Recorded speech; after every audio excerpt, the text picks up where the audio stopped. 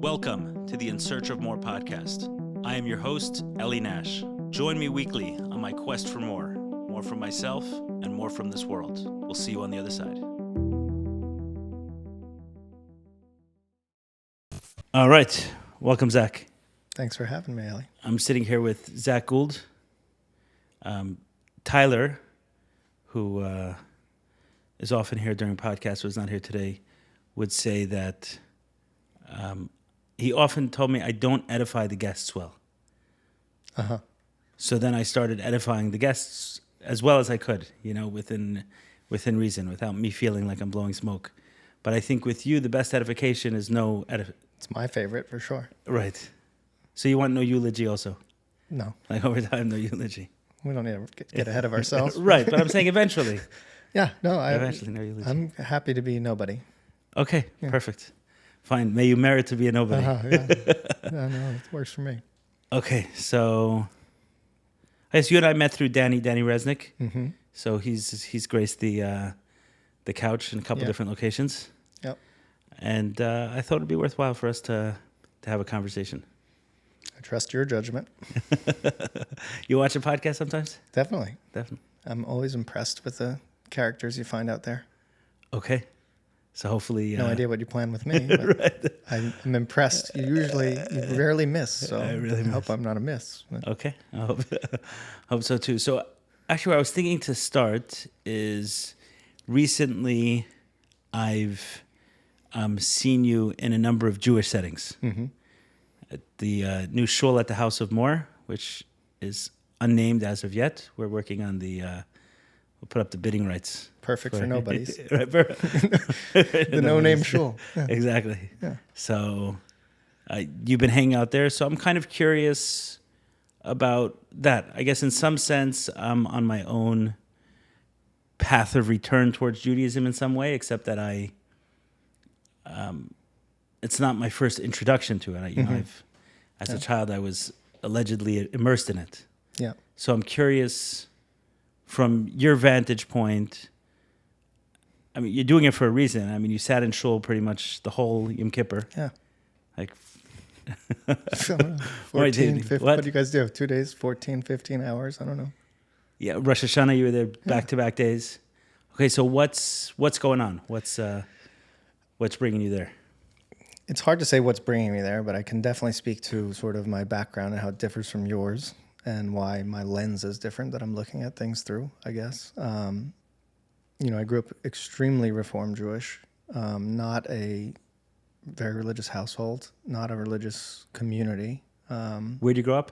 Long Island, New York. Got it. There was a local temple that we occasionally appeared at. But there was, I'm not going to speak for anyone else, but there was no deep sense that like people were real believing, God-believing people involved in it. In other words, the place that the Judaism occupied in people was more social or cultural than spiritual. Understood. Was there a spiritual reality in your family? Was that something that was important? No. There's always a spiritual reality. No, I know that. So was there a spiritual sensitivity? No, I would say no. Generally, there was not. Nobody was actively... Meaning there wasn't something else filling that void? There might have been things, but they weren't spiritual. Right. Not overtly, anyway. Right, not overtly spiritual. Yeah. Yes. I keep backing myself into corners with the way I'm right. I'm hesitant myself, but... Yeah. Again, I don't want to speak for a whole community, but it was a prevailing sense that this was not like a deeply spiritual community. I'm sure there were people within it that had some deeper thing going on, in terms of a spiritual sense, but it was not like the glue of the community at all. It was How about the identity of being Jewish? Was that strong? That was strong In the community. And what did that mean? Growing up, what did that mean to you? It was a social phenomenon. It was a cultural and social phenomenon, not a religious phenomenon. Got it. I don't know how, I don't know how to expound on that other than that's the best I can explain it. And the way I came to know this essentially was by getting some type of spiritual yearning myself. I don't know where it came from or how it came about, but, a profound sense that something was missing And then I wanted to go out and find it, and the Judaism that was presented to me was definitely not the place to find it. Was there a discomfort with it? Doesn't sound like it. With what specifically? Right. Meaning, so you're saying there was a spiritual yearning, a sense that there was something missing. Yeah. But did you feel that there was something negative within Judaism itself, or just it was absent? Understood. It wasn't that I felt there was something. I didn't know that what was happening wasn't Judaism, is the truth. I got the sense that this is sort of this is Judaism, and it's... Right, that's not going to scratch the itch. It doesn't scratch the itch. Right. I thought that was... I didn't know that the depth was sort of just of no import there, but existed. Understood. Yeah.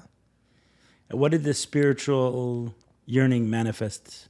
How did it manifest? So in the beginning, it was anything and everything with zero discernment whatsoever. Just try everything that has a spiritual tag on it. So everything, mostly Eastern traditions in the beginning, yoga, meditation. How young are you? This started in college. Got it. So I was studying philosophy in undergrad, and I got really interested in Eastern philosophy, which was not shared by the teachers or the students. So that became sort of my own fascination in Eastern things, which led to, looking for less academic versions of those things, more experiential versions, so yoga and meditation, etc. And at some point I stumbled into plant medicine, and that it felt more like there was more depth there than in many of the other things I'd been doing. And in retrospect, to be fair to the other things I'd been doing, living in the West, there is a lot of things go through a process of arriving readily available to Westerners that it no longer resembles whatever it was where it came from. Not to say that they're good or bad. It just, right.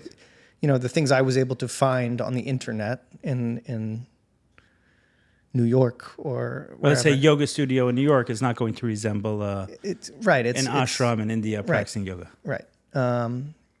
And this is a phenomena that now extends to there's nothing outside of this, I would think, right. Including Judaism and including plant medicine, including everything else. The thing that's easily findable is the thing that's marketed, et cetera. There's always the risk, not the necessity, but the risk of it having transformed to become deliverable to you as a consumer.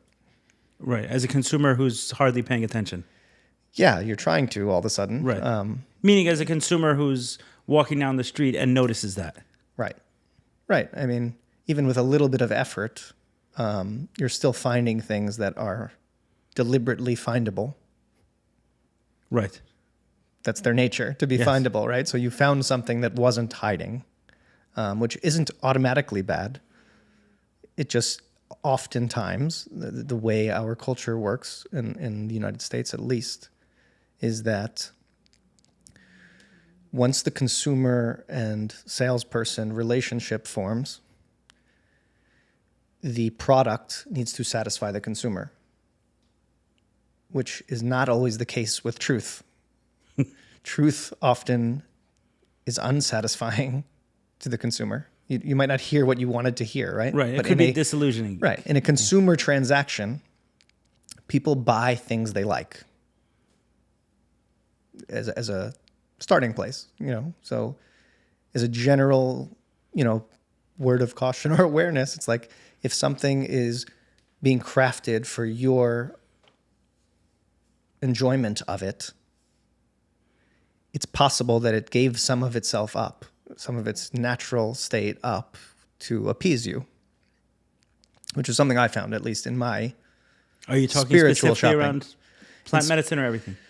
Everything, all spirituality, yoga, everything. I mean, I've read the books, that sounds like in the yogic tradition, which I know very little about. I don't claim to be an expert whatsoever, but there's a long history of like hardcore, tough yoga schools that would make serious efforts on behalf of spiritual development, uncomfortable, hard, physically demanding, spiritually demanding, mentally demanding work towards spiritual effort.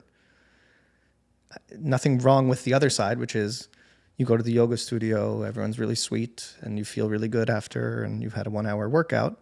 I'm not saying there's no place for that or it's not good. I'm just saying there's a whole other component of it that is less attractive to a consumer. Right. What do you call it? An acquired taste. Yeah. I mean, I don't practice this stuff now, so I don't know. But I know there's some schools of that really say, like, yeah, no, you need to leave your life behind and go out and meditate most of the day. It's like that's a bad product in Western culture. You're not going to sell much of that to the West. Right. Come in here. Quit your job and go to the mountain and meditate 18 hours a day is like a really bad product in a consumer setting. Got it. So when you're talking about the introduction from that into plant medicine, you're still in your college years. Right at the end. Okay. So right at the end of college, I said, okay, I need to go do something that's sort of spiritually fulfilling. Right. That's always interesting to me to find people who've, like right now, plant medicine is very accessible. Yeah. Both, like we hear about it, we know about it, the words are on people's, tongue, the culture knows about it. Way beyond just those who do it. Yeah. But at that point in time, that wasn't the case. Not really, no. At all. Not really. So what did I stumbled into it. That was not one of the things that I was looking up and chasing. That was a stumble, which in retrospect makes a lot of sense that I felt there was more depth there because it was not a consumer product. I was not a consumer in my relationship to it. I stumbled into it. Into what? Into plant medicine. I met someone who wasn't even serving it at the time, in the place anyway. I met him in another context, and he said, "Yeah, I took interest in the person. He obviously had some wisdom that came from somewhere. I wasn't sure." He started telling me a little about where he learned to be who he is, and I took interest in it. Right. In 12 Steps, they often use this term, we believe in attraction rather than promotion. I guess that's why I got the boot. Uh-huh. So no longer anonymous, this guy, an alcoholic, but he's not anonymous. You're not welcome here. Right. But whatever, that term, which I think is very is appropriate for what you're describing, is believe in attraction rather than promotion. Yes. Or you see someone and you say, how do you have so much peace if you're not drinking alcohol? And I said, well, let me tell you about this. Right. Little space which we kind of meet in. And to be clear, like it was complete luck. There was I developed no legitimate skill set that would allow my discernment to say, okay, this one's, there's something here. It was luck at the time. I don't claim to have, like even now, I don't want to sound too disparaging of this type of school or that. Like I was a little harsh on yoga, but I don't mean to be. I'm just saying there needs to be some discernment process to understand if you are engaging in a consumer activity or a deep spiritual activity in any given. Oh, so you've mentioned this word discernment a few times. Like, why? What's the risk? I go to a yoga class and they are marketing. I still got to work out. Yeah. So depending on what you're playing with, there's various degrees of risk and types of risk. So there are all sorts of things that people are participating in that the only risk is that you're not making meaningful progress necessarily. There's no real harm associated with it. Anything, there's varying degrees of risk for anything.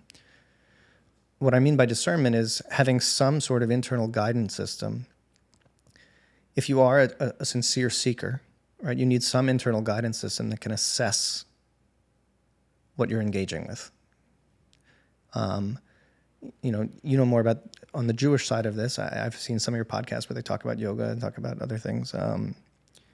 It seems like, the culture or the wisdom that comes before, the sages, et cetera, have given sort of a guidance system that's helpful rather than leaning completely on your own ability to navigate. There's some guidance system that says, this doesn't work for us or this does, et cetera. Yeah, there's sometimes the guiding system can become so overwhelming. It can feel suffocating and one can throw it all off. So it doesn't feel like a guiding system anymore. So then I have a question back for you. I don't know if that's allowed here. Yeah, for sure. It's a discussion. Yeah.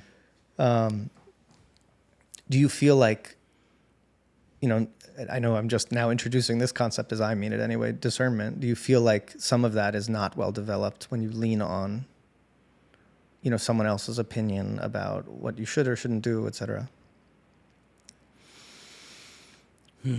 I think if I look back at it now, I think that a lot of... So have you come across this concept of the written Torah and the oral Torah? Yep. So the written Torah is the Torah, essentially, as well as, the prophets, and it's called the writings. It's not that much, right?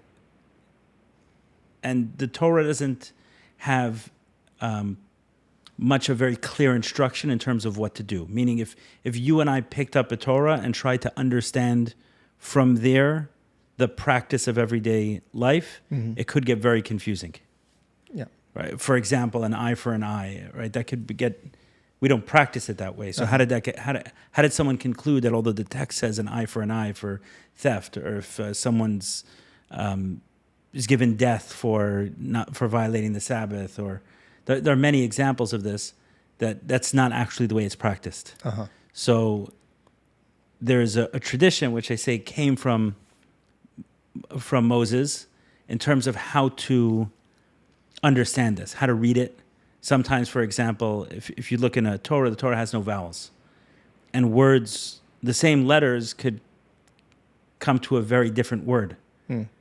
If there are no vowels in Hebrew, so if we don't know how to read that, then we can come to a very different pronunciation. There's also no periods and commas and things like that. So you can imagine reading English without periods and commas. Someone can conclude, you do law, so you practice law, so someone can come to a very different conclusion. They do. From those, even with always. Even with very clear instructions. So that tradition was given orally.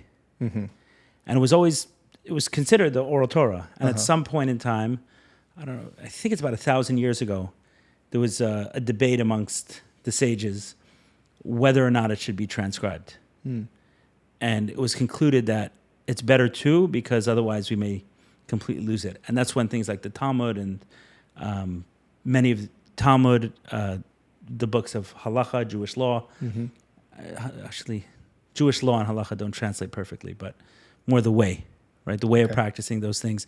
That was all written down. Yeah. But traditionally, the way it was done was father to son, teacher to student. So I think that one reason it didn't feel like a guidance system to me is that it was communicated in a very written way, where a lot of it needed that personal touch. Certainly. And the history, I guess, it sounds like. When things became written, was there then a passivity about learning it? In other words, we could look it up, right? It's like having your phone where you can Google anything. It's like once things were written down, do you think that people stored less of the knowledge in them, or was it a resource that you can lean on? Like, you don't have to know anything in a given moment. You can just refer to the... Go look it up. I think that some of the personal touch was definitely lost along the way. I'll give you an example. So let's take sexuality, right? So if you go to some of the original writings on sexuality, like some of the Jewish law, there are some terminology that's extremely harsh around it. Yeah. And looking at it now, as a nearly 40-year-old reading those same texts, it doesn't feel quite as harsh. So for example, let's say we had a conversation around semen retention, right? So that messaging and saying, this is your chi, or is it chi? How do you... Chi, I guess. Chi, right? It's your chi, and right, the more you hold this, the more power you have, the less you'll have less, right? And now if I add some religious language around this, right, of sin and not sin, it can feel very... but the concepts agree. What? The concepts agree. But even so, I wouldn't necessarily talk to a 15-year-old about semen retention. You know what I mean? Like that may be putting a burden that's way too much on them.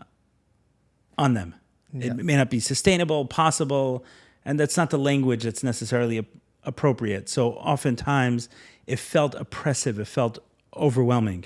Whereas I would think, for example, when my children grow up, the way I'll talk to them about sexuality will be very different.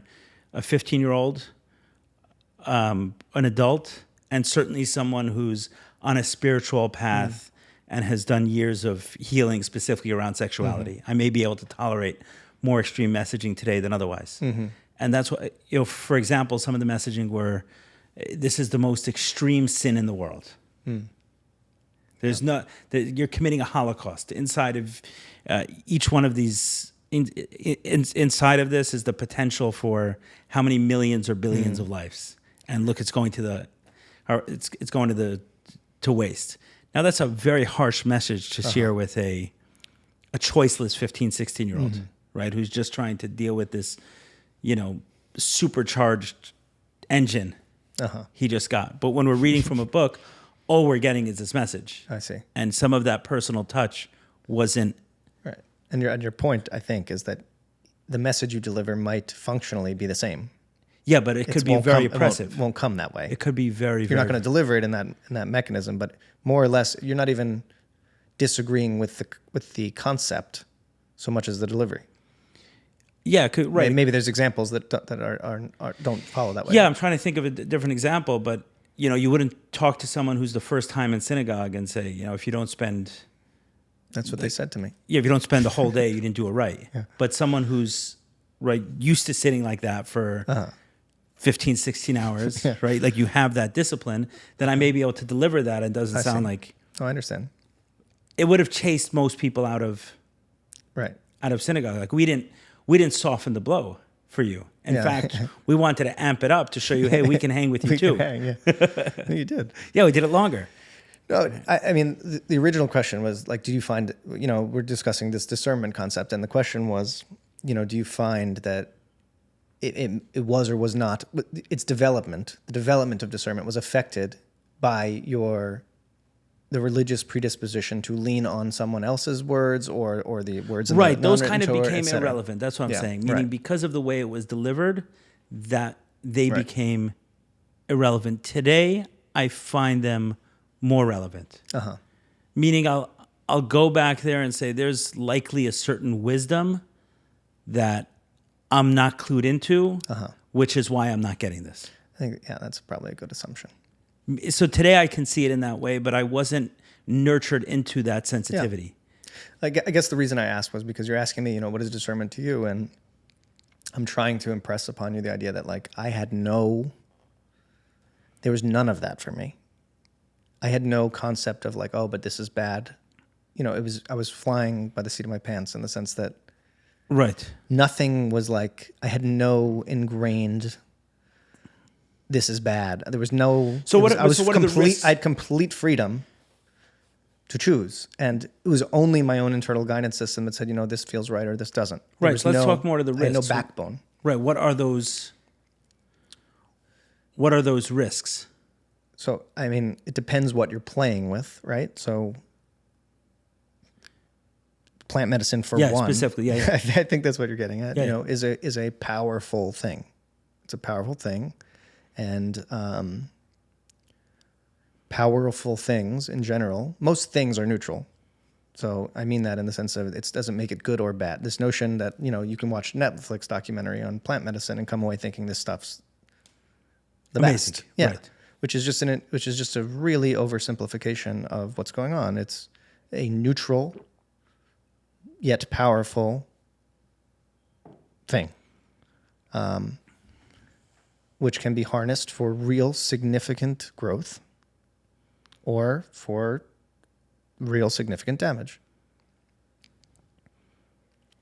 Like a spiritual knife, so to speak. Like a knife can do some amazing things. Yes. Right. Good luck eating dinner without one. Right. And, good luck pulling one out of your gut. Right. Okay, so what are some of these... So you have children around the same age as mine. Mm-hmm. At some point in time, they may become quite curious about your way of life, different choices you made. Mm-hmm.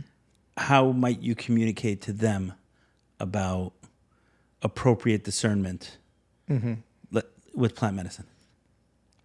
That's a good question. I mean, with my own children, they observe me, right? I know that. So I try to conduct myself in a way that is a good message for them. I get what you're getting at, which is like, how would you give guidance to someone on this? I guess step one is understanding that you're dealing with something very powerful. If you understand that you're dealing with something very powerful, you inherently take the decision a little bit more seriously, right? If you ask me if I wanted bubbling water or flat water, this is not a very important decision. It's very minimal consequence. I can answer off the cuff, right? You're dealing with something very powerful here, and you shouldn't answer off the cuff. You should take it seriously. One thing I've observed in people, right? It's sort of a not to become too legal with you, but this concept of like a burden, right? You understand the concept of burden of proof in a lawsuit or something, in a criminal case, right? If someone's charged with murder, they go to the court, and the court assumes they're innocent until somebody proves them guilty. Right. The base assumption is that they're innocent. I operate like this usually on a day-to-day basis, right? I meet someone at the post office. My baseline assumption is this is a good person. I have no reason to assume otherwise. Right. And until they prove that this person is not to be trusted or something, so I operate like that as a general way of operation throughout my life. When you deal with something super powerful, maybe it needs to be flipped. Not in the sense that you assume everyone's a bad actor, et cetera, like that, but that type of level of caution. The burden of proof is on them. That kind of level of caution, I think, is appropriate in this type of space to, it's not that I assume you're not a good person, right? If we're going to communicate socially, I'm going to assume you're a good person. But if we're going to talk about using plant medicine, then my base assumption is I need something to show me that this is a good place, time, setting, et cetera, to do this. Okay, so to further the analogy, maybe with a knife, and one of the use cases of a knife would be surgery. Uh-huh. So if someone was going to go to a surgeon, you're not just going to say, I think a surgeon's a really good example, actually. It's like you read someone's reviews, there's 400 reviews, there's one that something went wrong in surgery that shouldn't have gone wrong. That might be enough, right? The one, I didn't like that one review, If it's a product on Amazon, you see 400 good reviews and one bad one, you're like, this product sounds great. Right. You don't apply the same standard to these two activities, right? Right. And I think that's just, especially in a spiritual setting, right? Because in spirituality, we're trying to open ourselves to people, be, kinder, gentler. We give people the benefit. There's certain spiritual concepts that are just sort of generic. I'm not speaking for any particular situation, right? So to assume bad of someone you would inherently feel like, that's not good behavior, right? So you would be less likely to do it. And I'm not just talking about people either. It's places, maybe another way to say conditions, that et is cetera. my threshold to move forward is after extreme due diligence. I'm not walking into a house assuming that the house is falling apart, but I'm also not going to buy it without an inspection. Good example.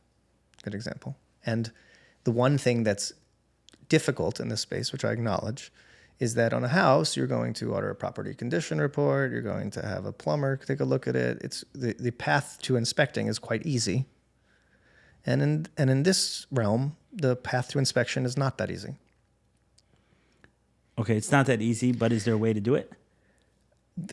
This is why I keep bringing up discernment. You need to build some mechanism on your own capacity, and you need to be willing to be wrong as well, by the way. That's a key. That's actually a very key point. You don't need to get it right. Do you follow me? When So a mistake is not that big a deal? Well, when you're using discernment, Right. you're saying, I don't know, this yoga is not for me. I'm fully comfortable being wrong. That's a wonderful thing that I just turned down. Oh, I got it. It's fine. I don't claim to be an expert. I have no expertise. But All are I have you? is my own But internal. are you full? So I understand being comfortable being wrong in that direction. Yeah. Are you comfortable being wrong in the other direction? Less. That's where the burden comes in. I'm less Right. comfortable being wrong in the other direction. And that's all I'm suggesting. And I don't remember how exactly we got here. My original, I think the original prompt was like, what is this discernment? What's it about? And I think that's a thread worth pulling on in the sense that, and my question to you was about, is this well developed in the Jewish community where there's this tendency to lean on sort of the texts for an explanation of things, et cetera?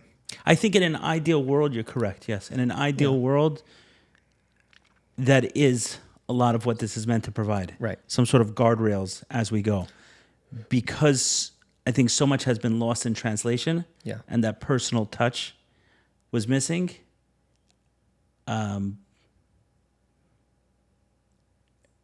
That it ceased to become that. Right. So I'll give you an example of Go this. ahead. I'll give you an example, which may be a perfect example. So there's a law in Judaism around protecting one's health. You may not know this. May not be so obvious from observing people who claim to practice Judaism, but it is. It actually is. Ushmartem es nafshesechem. We are meant to guard, protect our physical bodies. That's 100% law, biblical. Like 100%, we're meant to do this. In the 1940s or 50s, it became very clear that smoking is dangerous, right? And I know you and I probably don't believe that the problem was tobacco as much as it was all the junk that they put inside the tobacco, but it was clear that it was dangerous. So there were rabbis who wrestled with this idea of, should we make cigarettes non-kosher? Okay. Should we say they're non-kosher? On the one hand, objectively, they are unhealthy and there's a requirement to protect one's health. But on the other hand, if we make it non-kosher, are a bunch of people so addicted to it that they're going to do it anyway, and now we're just forcing them to do something non-kosher. So maybe it's better not to touch. You're going to end up with a whole bunch of sinners. Exactly. It's going to be the net outcome. With net outcome is you may just end up with a bunch of sinners, so let's not... And then the thought will be, okay, if I'm sinning here because I can't do it, then I'll maybe violate all the other ones, right? So there was a personal touch there in the sense of, I'm going to message to the... Evaluate our condition and be responsive. I'm not just going to show them this law, apply it to this, and say it's done. That, it seems like that wasn't done with every single one of us individually growing up as teenagers, saying, okay, am I going to introduce this law to this person at this time? Is that the most compassionate thing to do? Or am I just going to put, human with book, meat? Take it, which is a very... Well, there's another layer there too, which is, here's the information. This stuff is harmful. Now it's on the individual, right? You're back to the place where an individual is using their own guidance system to decide, weigh risks and rewards, and make a choice. This is this discernment building exercise. Yes. Frankly, here's the information. We're going to be crystal clear about it, and now you are in the driver's seat. Like, are you going to continue with this or work away from this habit? That's an example sort of where personal discerning sovereignty won the day, for better or worse. Yeah, I hear you.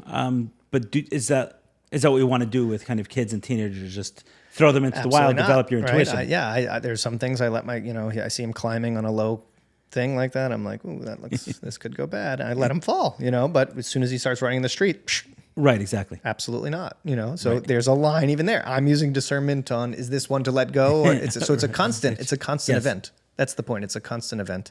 And I think one of the, I've mentioned to you in the past, and maybe this is why we ended up here, I'm not sure, is that, one of the phenomenon I've seen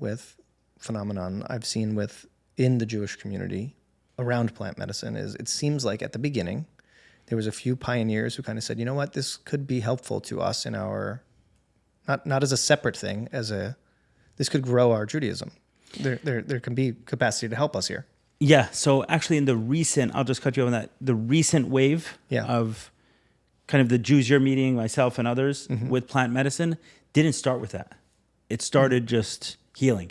We want to heal. Right. And in that process, for some of us, as this spirituality gets awakened, which plant medicine definitely does, having language that's very comfortable to us to go back to, and practices and rituals, and finding those enriching, it's kind of a beautiful marriage. But it didn't start as a spiritual quest at all. Okay, it's just about I've been damaged in some way. Done being anxious. Yeah, I just don't want to be anxious anymore. Right. In my case, other people, they're done being addicted. They're done being depressed. They're done.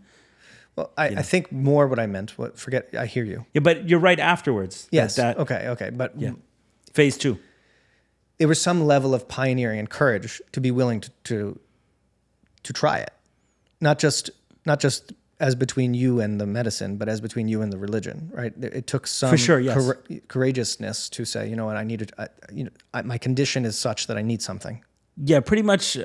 I would have to imagine that everyone who knocked on their door of their kind of own volition without being held by someone else, like I did, knocked on a door, not quite knowing who's on the other side, or kind of a vague referral, but certainly not a Jewish referral in the sense of, hey, this works with Judaism.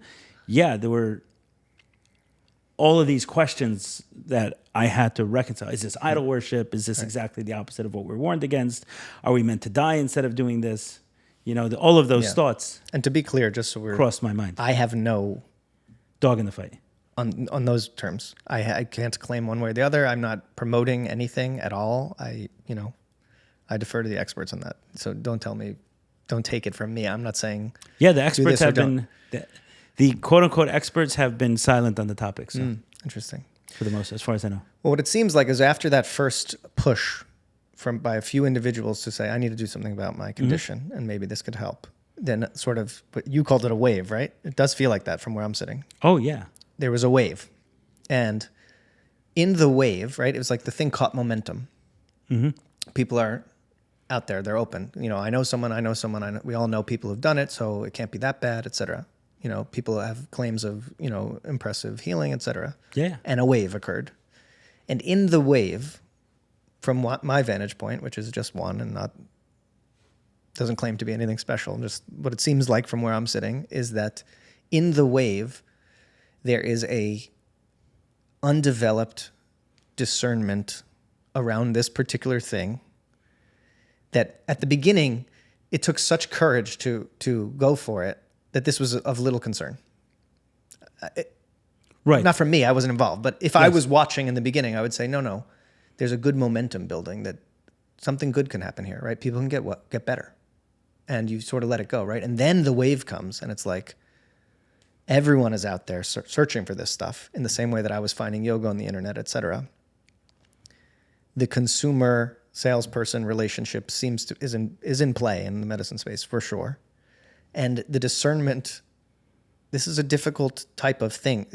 We don't have a multidimensional education as Westerners. Right. I think we're at the moment. I think the moment has come. I think the moment has come where it's time to be discerning. Yeah. Right.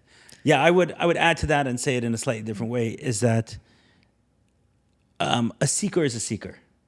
What I mean by that is those who are seeking will be constantly seeking.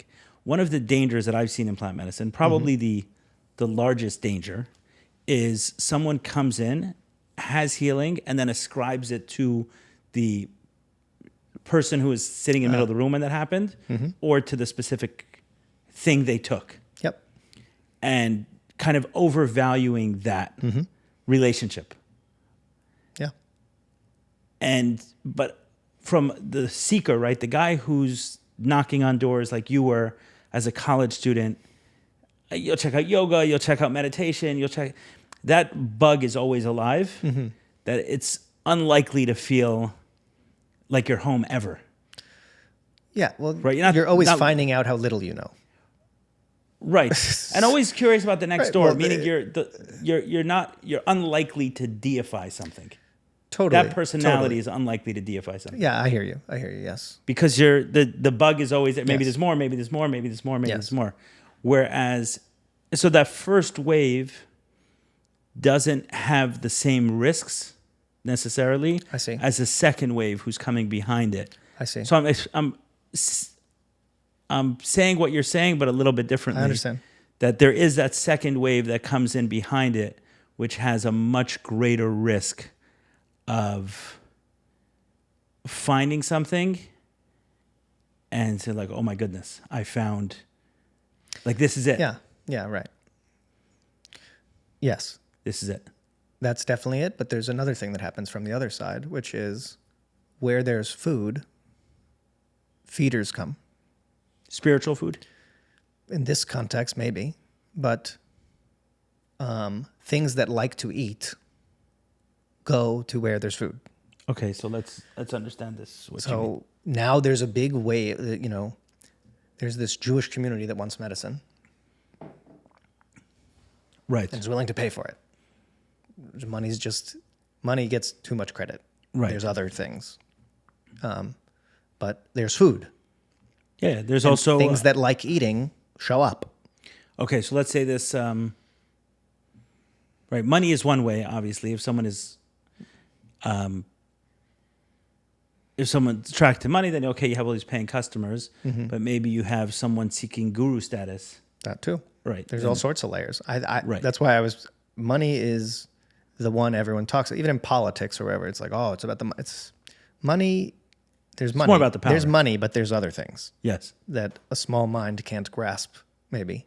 But there's other things than money. Are we gonna talk about politics? Yeah, I know you would. Oh, don't make me. No, I don't plan to. Although I did vote today. I won't ask who for. I'm not going to tell you, but I'm going to tell you that I hated the lockdowns. I hated forced vaccinations. I hated masking children. And I'm against those things. So if I somehow concluded who to vote for, then It's logical to me. yeah, you're a what is it called? Runaway, a New York runaway. A little bit. Yeah, A little bit. yeah. You. Yeah. Anyways, that doesn't. Anyway, I shouldn't. Yeah. It's Let's my not go fault. there. This is my fault. yes, I it's your fault. said the P Something word. came to feed. Yeah, so this is not a specific to this Yeah. realm of plant medicine. This is true everywhere. Right. Where there's food, things that like come in. eating come, and just there seems to be little awareness. There's a momentum that's really positive, right? Because people realize, okay, we're not in great shape in some ways. We're sick. We have physical problems. We have emotional problems. We have traumas from childhood, etc. Yeah, there's And a lot. we don't necessarily have the tools to do something meaningful about it within our traditional context. But there are some tools out there now that are really helping people. And if we can find a way to use them that isn't contradictory to our own sort of religious background, this could go a long way, right? We could get in a little bit better shape and make a lot more out of our Judaism. That seems to be the story. Really positive story. I have nothing negative to say about Right. that story. The phenomenon that I'm just alerting to, I guess, is there's now a wave that perceived to the wrong eyes as food. Yes. That's all. And Yeah, I see this risk of the guru a lot. yeah, So, it's just one of them. Right, but by the way, right. I'm There's sure. there's all sorts of risks. Yeah, I've seen that, I've watched that, I've witnessed it, and I see the dangers of it. And the guru, not always the person, the guru, the medicine, Yeah, right? That we need this. Mm-hmm. I remember having a friend who was struggling with a lot of. It was anxiety, but it was like somewhere past to the point of suicidal ideation and things like that. And he had a plant medicine journey. And like it gave him a whole different perspective of his anxiety. yeah. Several months later, his anxiety came up, and Back. he says to me, "I'm thinking of doing a plant medicine journey." I said, "So for what?" He said, "For my anxiety." I said, "You already did one for your anxiety. Like you already got Yeah. the message. Yeah, yeah. Like, the whole framework is there. You're going to go back Right. for what? Right. Right now, that everything you got, meaning he had shared his journey with me. Like now, it's implementing those things into practice. There's nothing more to do there for that Yeah. thing. Unless there is, meaning if you think there is. Right, sure. I then mean, there is. there's something. But that's a different problem. Yeah. There's something worth thinking about, I think, which is this sort of.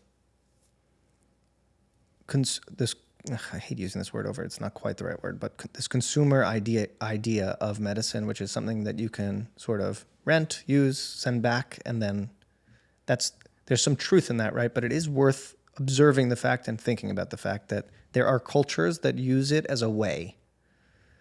Not just so it's not like you're saying where they lean on it for everything. They build a way around I would call it a practice. They build a practice around it. So, is there anything in Judaism that you would call practice? I don't know. Yeah, there are many. I mean, you have the Sabbath. I would say It's a practice. It's a practice. Yeah. Right. So the depths that you can get on Shabbat, maybe, or the connection to things, right? It's Yeah. it's a Prayer work. also. Yeah. Prayer is a certainly. perfect example. Yeah, So yeah. there many cultures use medicine as a prayer practice, Right. a way to get deeper in prayer and start understanding how it works, like as a science. Right? There are cultures that study prayer by using this. And I'm not saying it's right or wrong or better or worse. I'm just saying sometimes in these situations, that's the context the thing that's being borrowed is coming from. And it's becoming another thing where whenever I get anxiety, I use it. In that culture? Right. So both characters, every 3 months, they take it. Oh, right. But for very This different one reasons. is in a practice. Right. And this one is, I just got stressed. I need to unwind that for 3 more months.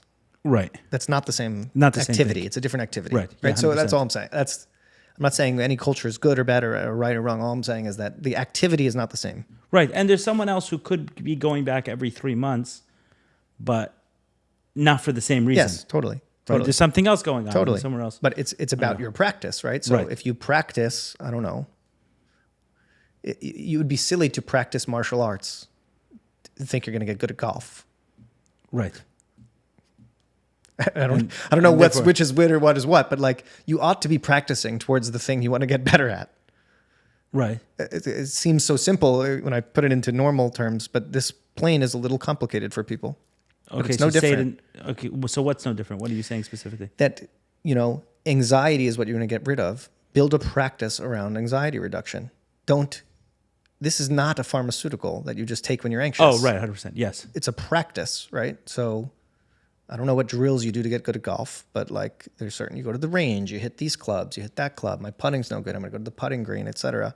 You build a practice around improving because you know you want to get good at golf.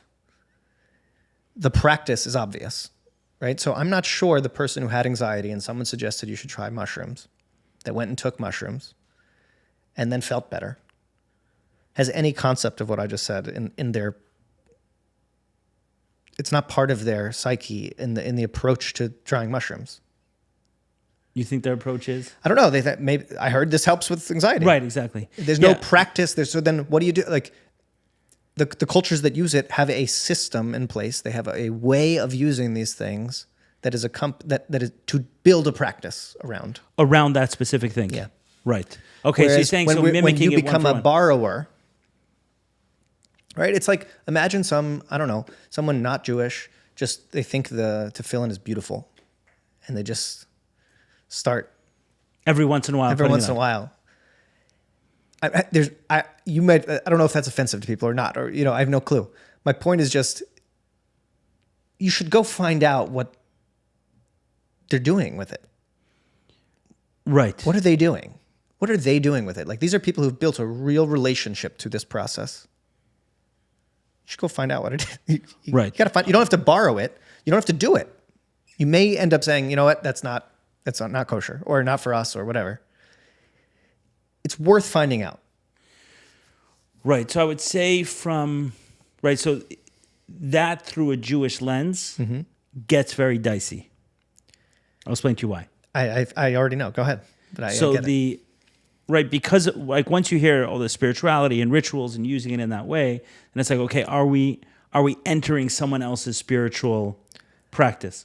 Whereas over here we are, in some sense, we are trying to borrow. What I mean is that for those who want to maintain the Jewish way, saying, hey, there's clearly some healing here that's available. There's something here. Yeah. And I don't know it necessarily from myself. I know it, from seeing others. So, okay, can this help me? Then let me go access it. Yeah. And So yeah, I know that. That's Right. That's part of. I'm not advocating for go into some other culture and be that. No, what I'm saying is the reputation that the medicines got was a result of the success in a context. right. I'm not saying adopt the context. I'm not saying go into the context. I'm not saying anything. I'm just saying it's silly to delete that from the equation. This is not a pharmaceutical event. Right. It just isn't. And it should be known. Now, that being said, certain contexts are religious in nature. there's a philosophy that goes with it, right? There's a belief system that accompanies the use a of way of medicine. life that accompanies it for sure. And a belief system, and et cetera. That is pretty obviously to me not going to be Compatible with compatible, not Right. at all. There are other ways that I'm not talking about a philosophy at all. I'm not talking about a religious system at all. I'm literally talking about technology that you like, technology that's used alongside the medicine to produce the maximum healing effect. A drum.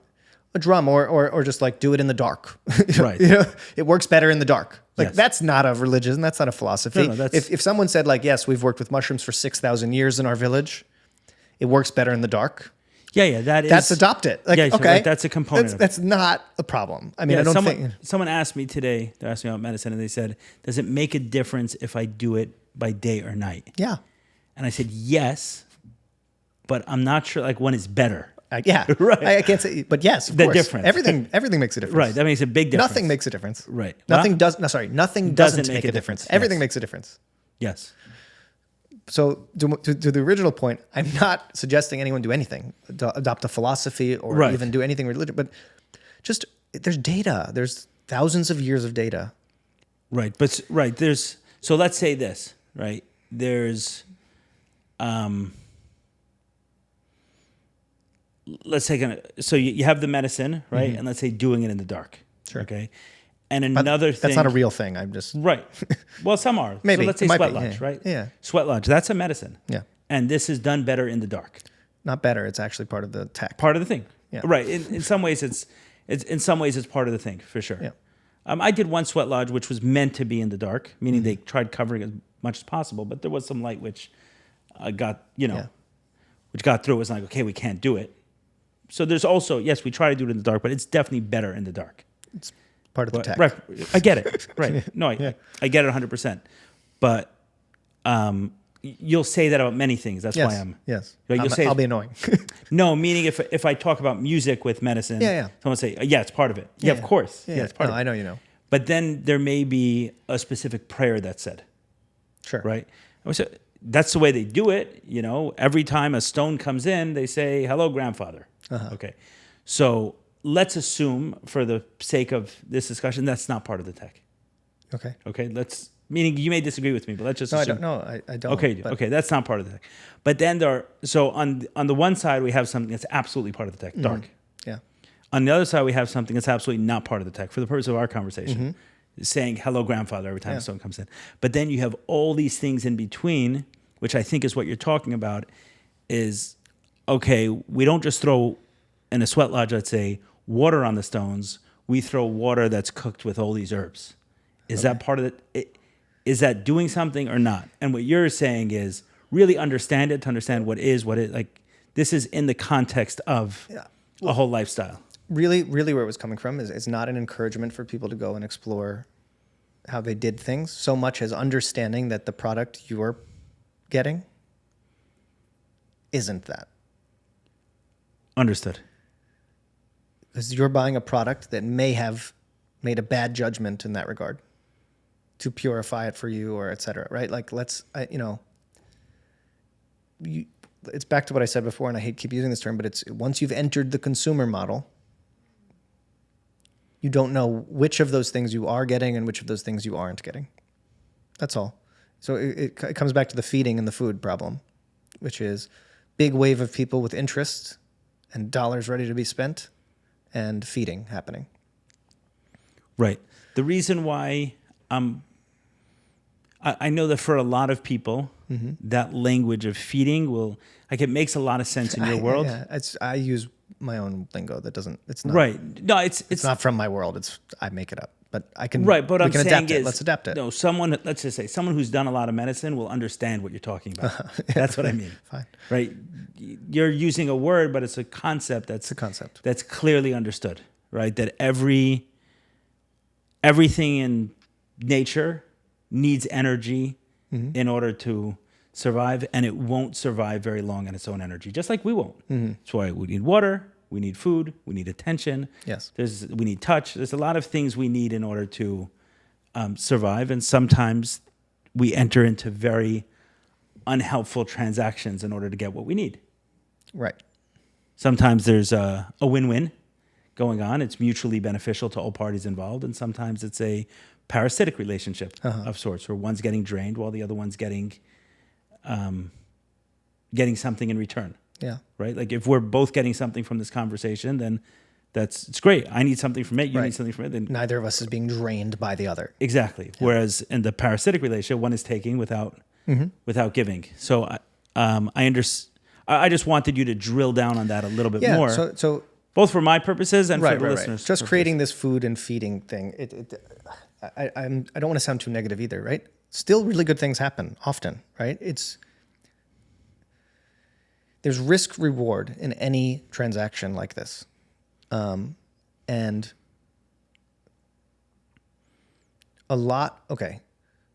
as a consumer product, explosiveness does better than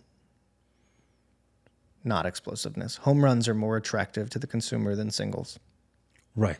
If you want to sell the seats in the stadium, shrink that fence. Right. Let them smash homers and score runs, right? Yes. Singles are just not as attractive, right? So on the risk-reward scale, this notion, which watch a Netflix documentary, they'll tell you, I fixed my whole life in one night, etc. This is not the only formula of big reward or big entanglement, sort of internally, right? There's ways to take very little risk and make subtle gains, consistent, subtle gains. Right. That's actually a very important one because... Do you follow what I mean? Like, I follow exactly what you mean. It actually brings something to mind where someone who... I think they were working with someone or worked with someone in medicine, and there was this idea, like, if you're coming to me, you're going to have a breakthrough. Mm-hmm. I think there's only one way you can guarantee that. Yeah. Like, by overdosing some. That's a common tactic. It's right. The home run model.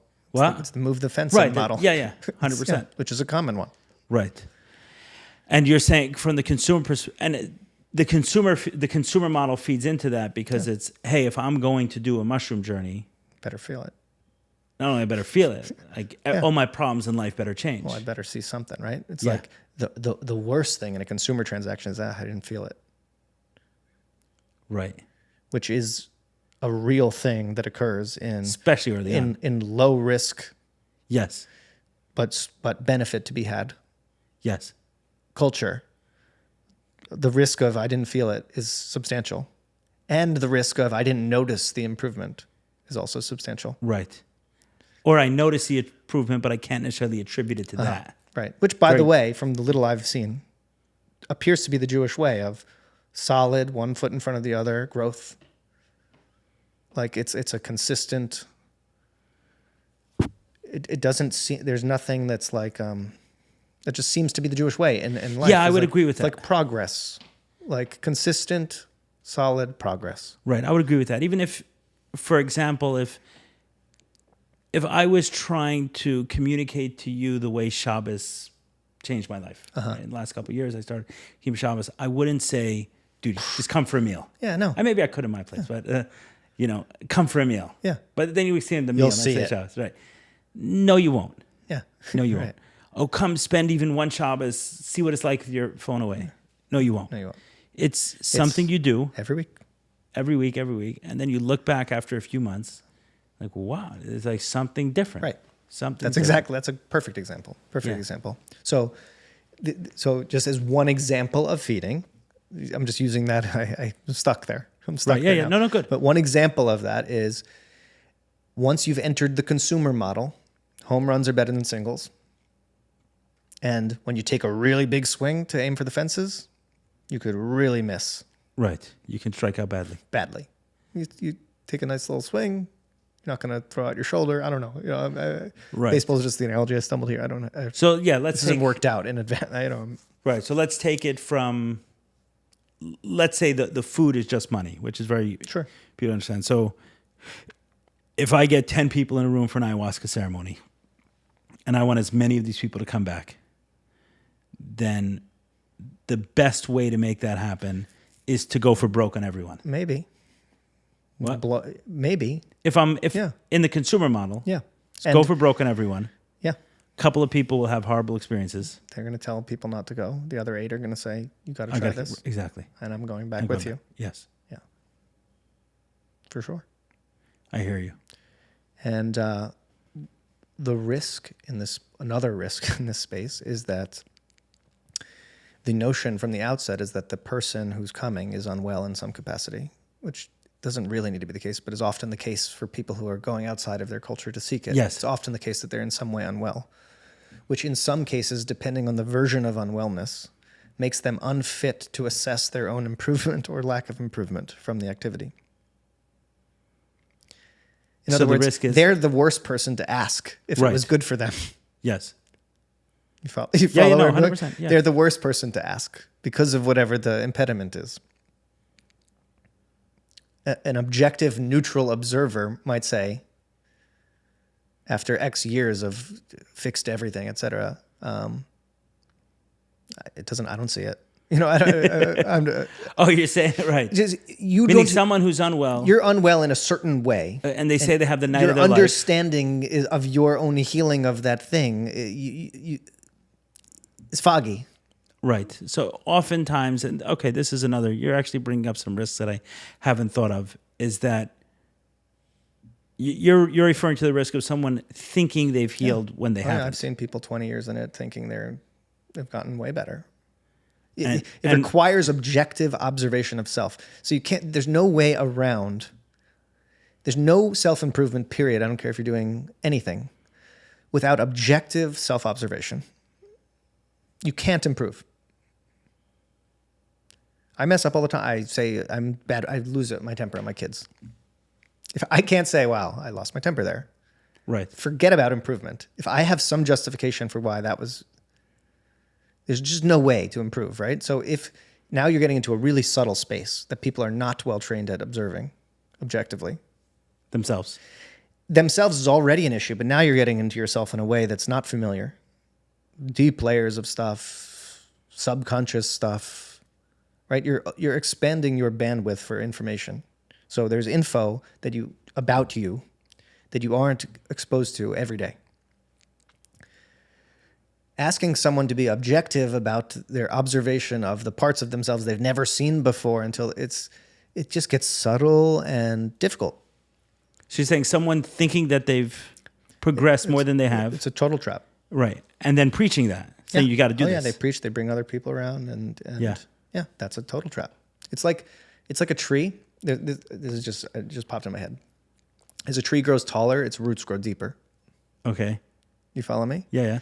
If you aren't growing deeper roots, so like this is a reality with medicine too. There's an ungroundedness that can come, right? If you aren't sinking your roots deeper, you're just leaving.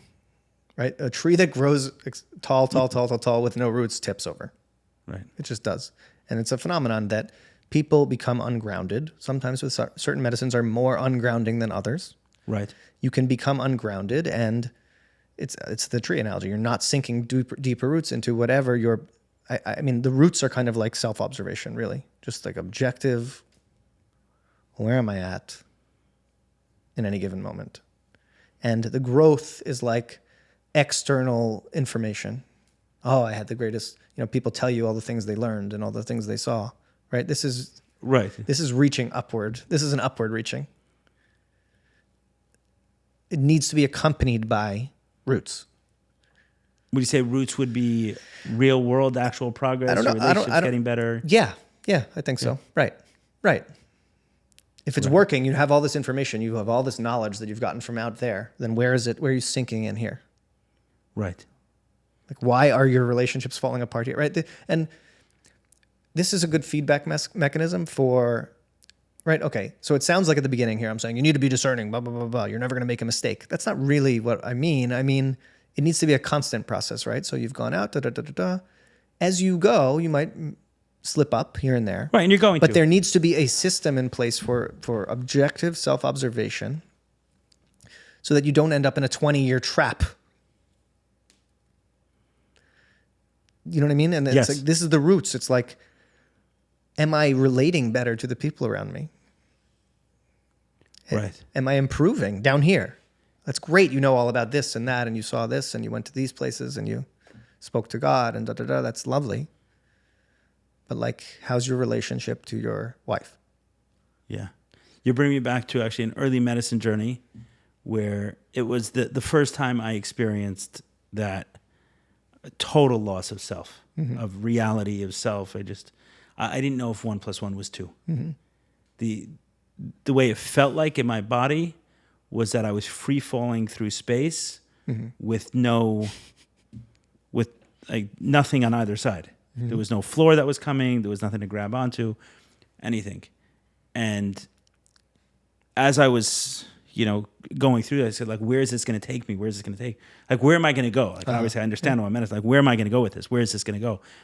And someone said, like, okay, so I came in here for specific reasons. Yeah. Like, I want to improve myself. How will I know? And this is on the medicine. Like, how will I know? And I said, okay, if I'm a better father and a better husband, like, wherever this takes me, it has to result in me being a better father and a better husband. There's no way that this nets out that I'm worse husband. Right, that can't. I mean, you could find out this relationship is not the one. This didn't work from the get. It's possible, right? Because I tell people this, and it's true. Nothing's safe. If you're seeking the truth, right? And Right. You've been living a lie. Nothing's safe, right? Because if you're sincere about that, you might find out, whoa, this relationship was a gigantic mistake. Like, this does not. Your relationship's not safe. However, if you are sincerely seeking truth, of course, yes, it should strengthen as I improve and as my partner improve. If we're both going to improve, Right, and this is a good, healthy thing. There should be objective information down here that this is improving. Yeah. It didn't feel to me like, first of all, it did feel personal to me, like with my wife, right, specifically, but not this indefinite forever. Like someone once told me, they said they're giving money to some school. I said, how can you give money to that school? That school is like a horrible record with child molesters. So he said, it's off topic a little bit, but he said, this school got a blessing from the Rebbe. So you're saying, you tell me a blessing from 30 years ago, so they can't do anything wrong? Yeah. Nothing. They're like guaranteed success. They shouldn't even hire anybody anymore. Right. Just have the kids show up to school. Yeah. What do you need teachers for? We have a blessing from the Grand Rebbe. Don't pay their rent, don't pay their electricity, just stuff human bodies inside. We have a blessing. Yeah, so it didn't feel like that. Like, hey, like this marriage is good. Just be a better husband no matter what happens on that side. But it did feel very personal to my relationship at the time. Better husband and certainly better father. Sure. Right. And what it felt like in that moment was like some anchor set in. And while I was still, I wasn't 100% on solid ground. Yeah. Right. I was like in the ocean now, but there was an anchor that was telling me, say, okay, like this is where it can take me. And I've seen for some people that those anchors didn't necessarily set in. And it's okay, like, why not another ayahuasca ceremony, another place to go to, another trip, Peru. Maybe I shouldn't work. Right. What I need money for. Oh, yeah. And not to mention, you don't need money. You don't need food. You don't need water. In the internet world, they say like, all these founders from tech companies are having ayahuasca and quitting. And I don't know if it's true, or the internet is a wild place. Right. I can't confirm or deny any of these claims, but you hear these things. And I think that one probably largely relates back to the home runs versus singles phenomenon. I hear you. Which is real growth on any mass scale does not operate like that. Right. So let's segue into the integration conversation today. Because I actually had someone ask me today. They're saying, like, do you know this guy from medicine? I said, yeah, I do. I happen to know him, and I think highly of him as an individual. I've done medicine with him. I think highly of him as an individual. And so, is he good with integration? I'm like, I don't know. It's like good with integrate. The question feels lacking to me. Like, is he good with integration? It's a new concept to me. Okay, so let's. I've been around medicine for a long time, and it's a new concept to me. So I'm still learning what it means when people say it. Just to give you an idea of. Right. So tell you what I answered. Yeah. Right. I said the suggestion that's like a conversation a few times with any one person can meaningfully integrate your experience just doesn't make sense to me. I don't understand it. Yeah. I think it doesn't jive with my medicine realities, and then integrating them into my real life. There wasn't a conversation that I could have, not 1, not 10, not 20, with one individual that can integrate it. So I said, I'll give you an example. Sure. I said, everyone's familiar with the 12 steps. Most people know about the 12-step meetings. Okay. Meetings are not in literature. Nowhere does it say every day at 7 p.m. you should meet with a group in order to get sober from alcohol. That's not what it says. Okay. It's not step 1. It's not step 0. It's not step 13. It's none of them. What it is meetings are a forum to integrate the steps into our lives. So we have this book, these steps, and we have these concepts, and these concepts of made a searching and fearless moral inventory. Okay. Made a searching and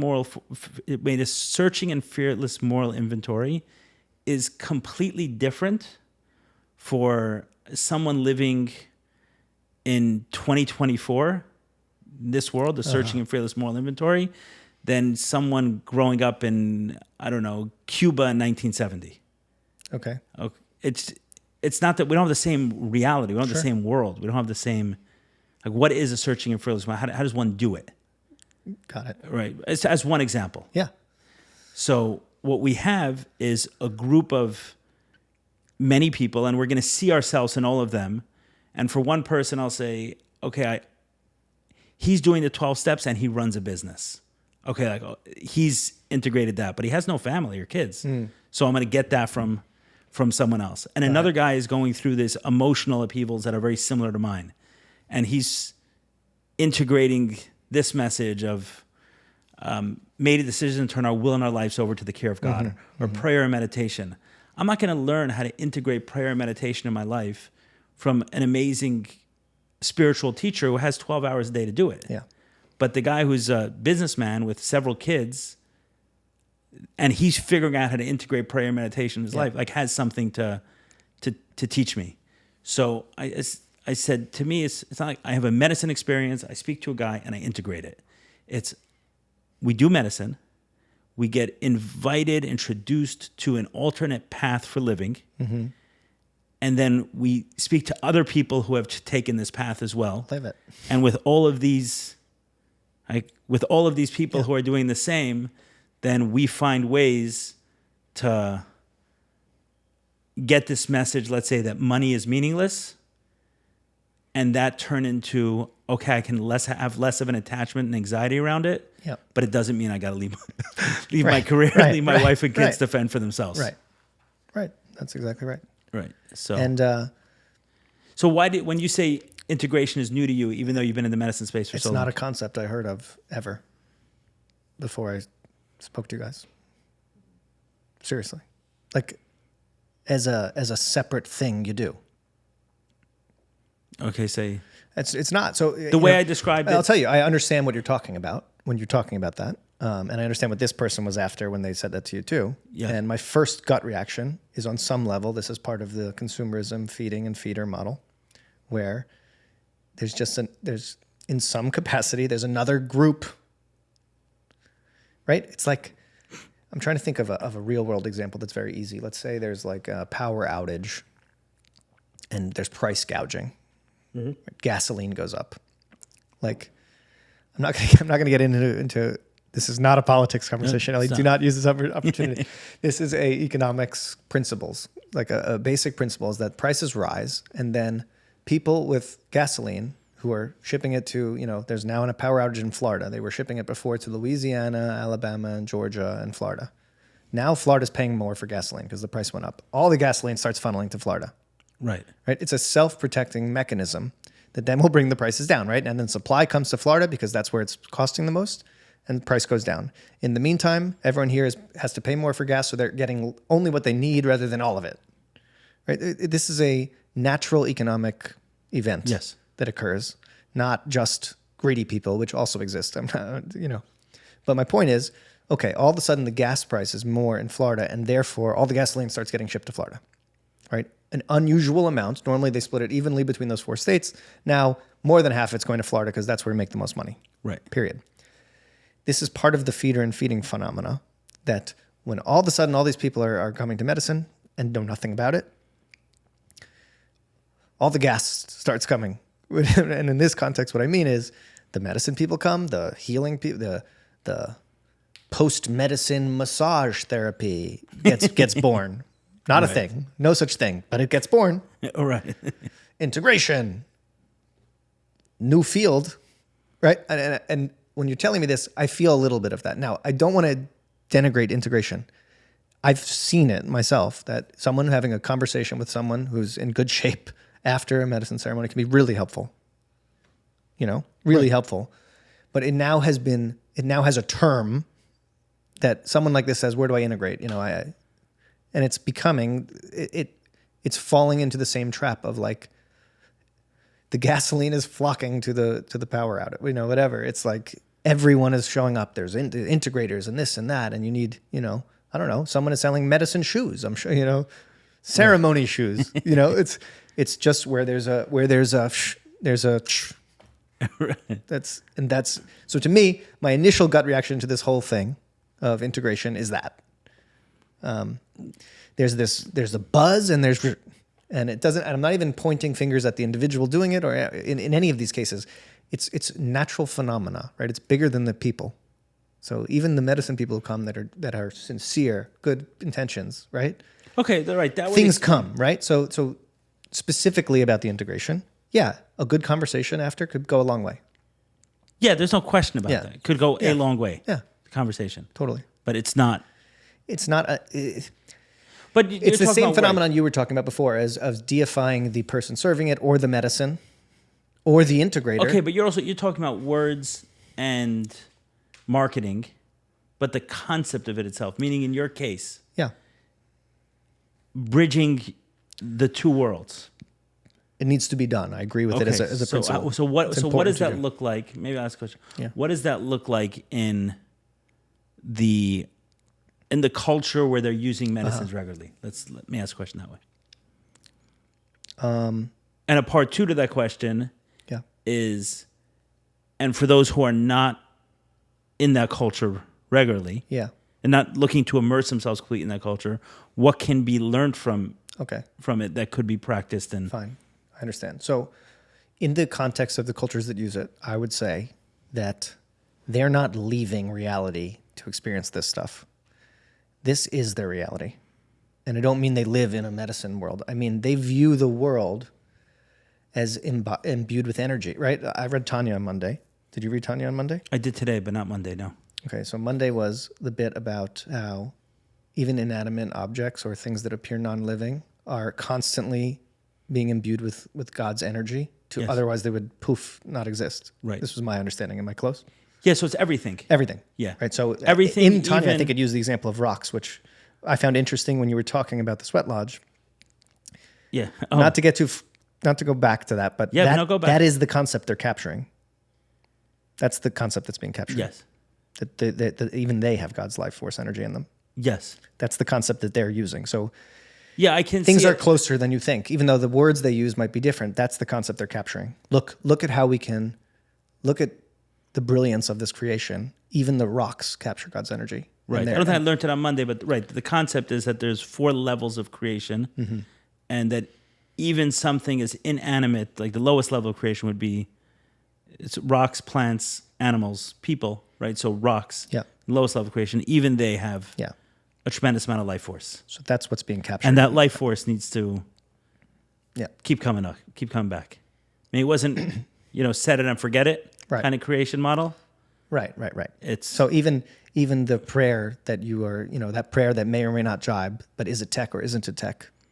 Whether the words work or not, what they're capturing is exactly that. Understood. Okay, so they're living in this world where energy is... Yeah, right. So they have an acute awareness of the energetic nature of the creation.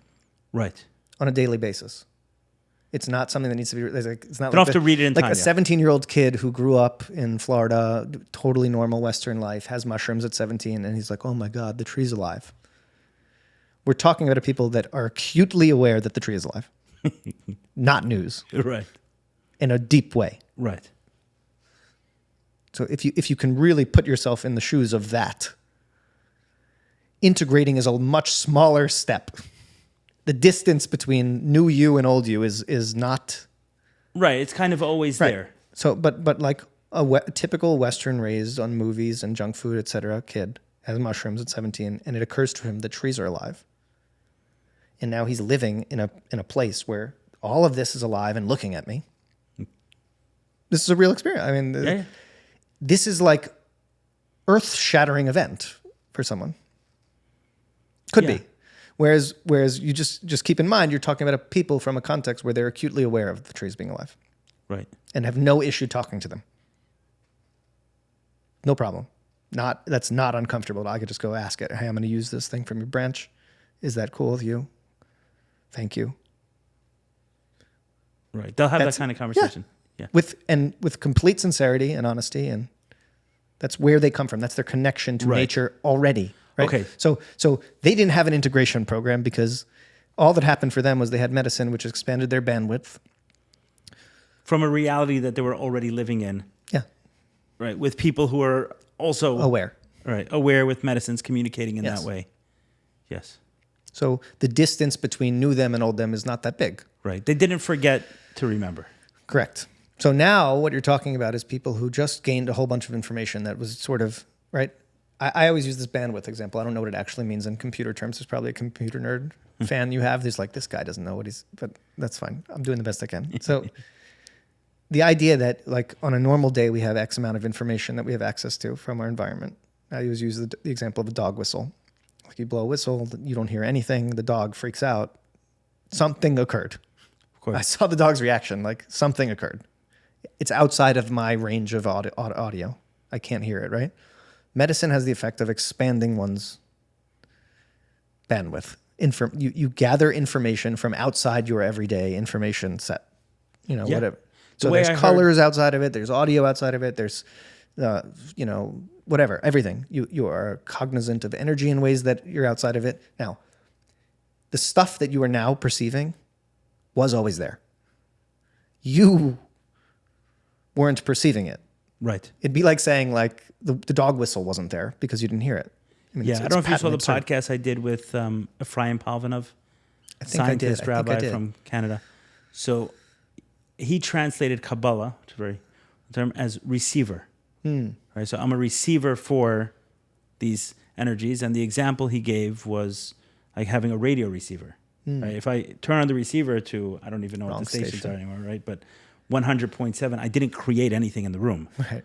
Those waves are Happening. bouncing around this room right now, and now I've just connected something that can decipher it. Good example. So new information is coming to you. It was there. Yeah. I mean, there's one other player in the room, which is your own mind, which can start actually painting things that aren't there for you.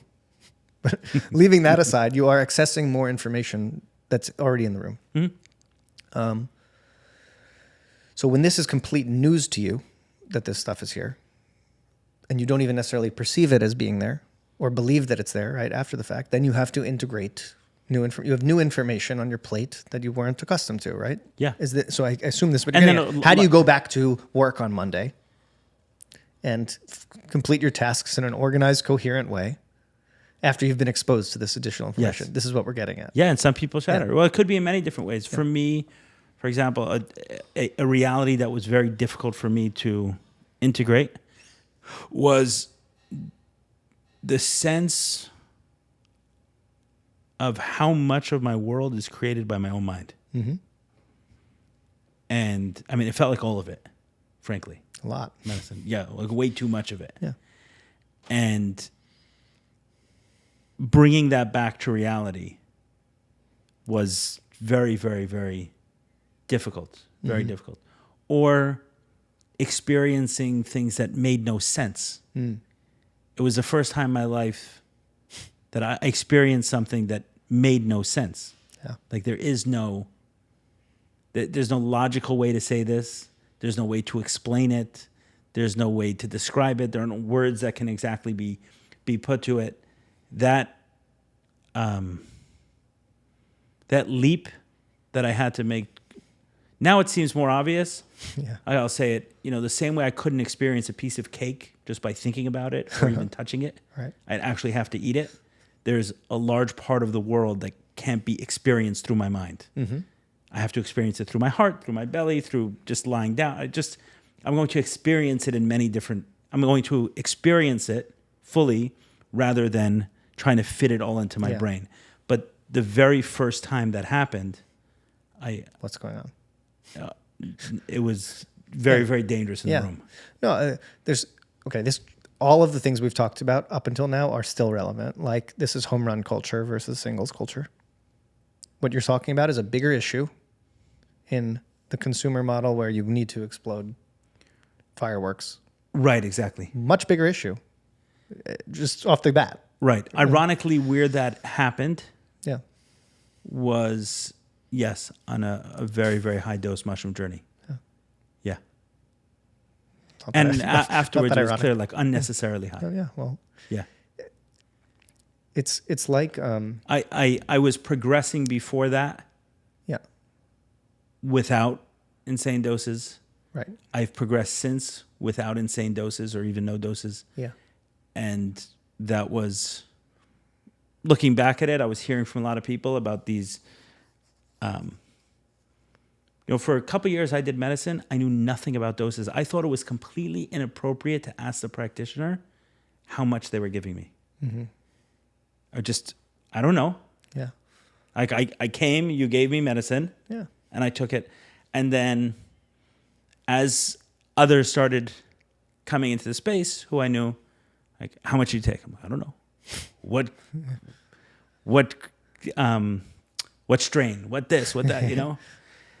And it became this like almost contest, like how many cups of ayahuasca, Yeah, how there's many that. Yeah, grams of mushrooms, and I got dragged into that and went for an experience that was a little bit much, like way above what I was working with previously, I assume, because again, I didn't have all that information previously. There's but a time and place. What? There's a time and place. I'm not saying never. I'm not saying Yeah, do this or I'm not saying do looking anything back, my or don't intention do was anything. ego-driven. But there might be a time or place for it. Yeah, But the intention was it's like, ego-driven. this is why earlier in the conversation I brought up these, the cultures that use this stuff. And, forget about the debate about whether you should or shouldn't. But like one of the things that thousands of years of using a medicine taught them was when they go out into outer space or the woods or whatever on medicine, how to leave like a Skittles trail to get back. Like if you're going to leave, like how to tie a anchor to, you know what I mean? This is the tech that they relied on. Over years and years of mistakes and stuff. This is the perfect example of the type of thing that their tech did. So give me an example of that. Like a actual example. Like of a Skittles trail. Like, what do you mean by that? Like, okay, we're going out on a hike in the woods in the dark. Right. At one point, someone went out and didn't come back, right? And then someone said, you know what, we need to do something to make sure we can find our way back. Let's leave a trail. Like, this is just an analogy for the type of tech that's in play by these people who use this stuff regularly. Right. They have ways to land the ship. They're recognizing that. Yeah. So like when people like eat a pile of mushrooms in the living room just to see what happens, like they're not using tech that is, you saw Elon Musk land his ship. Yes. So that's exactly what people have developed who use these medicines for a long time. Can you give an example of some of that tech? Like a physical one? Yes. Sure. Breakfast after the ceremony? Yeah. That's a landing mechanism. Got Food, particularly meat, has a grounding. So you'll know some ceremonies that you've done, they probably told you not to eat meat before. Yes. This is because you need to get liftoff. And you've also been in ceremony. I know both of these things for you. You've also been in ceremonies where they feed you meat in the morning. Right. That's for landing. Oh, got it. Okay, so very, very specific. Yeah. People know what they're doing. They've made 5,000 years of mistakes. Right. Okay, so you're saying don't. These are not cultural phenomenon, right? Right. Back to our original point. Those are not religious phenomena. Don't eat meat on this day, or don't eat. It's not for a religious reason. There's nothing. You could do it all kosher. This is not contradictory. This is just, it's like night or day. It's like, should I eat it at night or should I eat it at day? Should I eat meat before or after? Just a silly example. Right. Not saying different type of meat, not telling you how to slaughter it, nothing. These are just tech. This is just pieces of tech that people should pay attention to. Understood. So meat is a good example. I'm glad we stumbled on that one because you've definitely been places where they say don't eat meat before. Before and after. And after. and after. Yeah. So That's about escape velocity. what? That's about escape velocity. That's Elon Musk. How are we going to get through? Right. The other one is how are we going to land back in the Right. In the here and now, in this thing. dimension. You know, how Yes. he's Yeah. back- Exactly. yeah. Yeah. Okay. Interesting. So it's just an example of tech. Right. We actually covered much more than I expected in terms of the actual real risk. I want to bring it back to the integration, the second part of the integration question. So I understand perfectly well why it's just not a thing in that world. Like there's nothing to integrate. We're already here. We're already here, and this is just another tool to further what we're already doing. You're not going to experience your life as a contradiction to this life. Whereas depending on the way someone's living, they may experience their world as a massive contradiction to medicine space. Yeah. So now understanding that, there is someone who's approaching the medicine not by going completely into that life, not by saying, okay, I'm going to embrace the, let's say, full ayahuasca lifestyle and everything else, but I do want something from it. Yeah. And I want as much of the tech along with it as possible. Okay, so what of this need for integration? Yeah. The concept, not the word. No. So first of all, sorry if it felt like I just threw that out and moved on. I hear what you're saying. It's needed, in terms of, I just have no knowledge or experience of the practical tools people are using now. Nobody told me about it. I could have easily not been integrated. But I'm hoping, it's my thought, and it's a hope. So, you might tell me this is crazy, but conversations like this on the front end create people better equipped to do it themselves.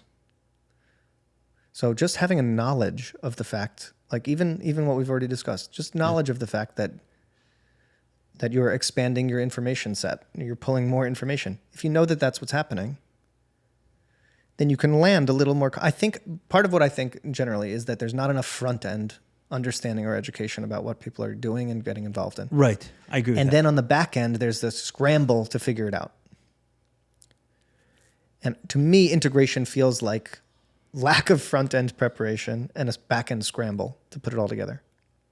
Oh, a little interesting. bit. I know. I hear that. And people who are better understand, and a lot of that has to do with the way. A lot of that has to do with what you spoke about, with like that wave pushing out. Where oftentimes there's some resistance or question, whatever. It's just okay, go.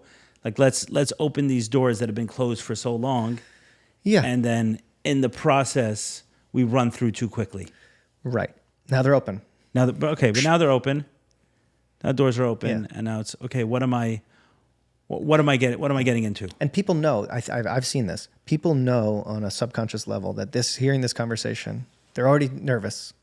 And hearing a conversation like this could add to it. Right. That's definitely not what I'm trying to do.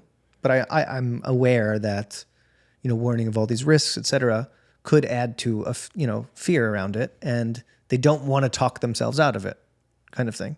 Someone called me the other day to ask me about something in medicine. I didn't have an answer for them, but about halfway through, I realized that the risk of me making them additionally fearful is just as high as me helping them sort of make a decision about this thing. You know what I mean? And there needs to be some ability on the individual's part, and I will take the blame for where I've added to fear. I'm not trying to do that.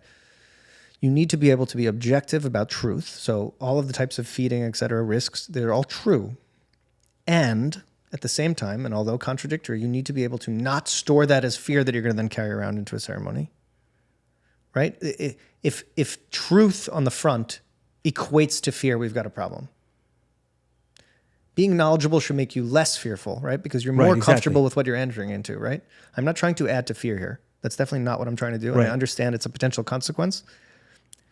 It's the risks of anything, right? I'm doing the best I can to communicate some of the risks that really exist. But oftentimes what happens is, you like the pendulum swings to one side and then to the other, and eventually, not oftentimes, that's the way it works. It swings from one side to another. But there was one point you made, which was very important, which I think could reduce some of the fear, is that, I remember I was doing laser eye surgery. Okay. Right? And when I went in, I was like, what are the risks? Like the risk's blindness. Like, is that what's going to happen?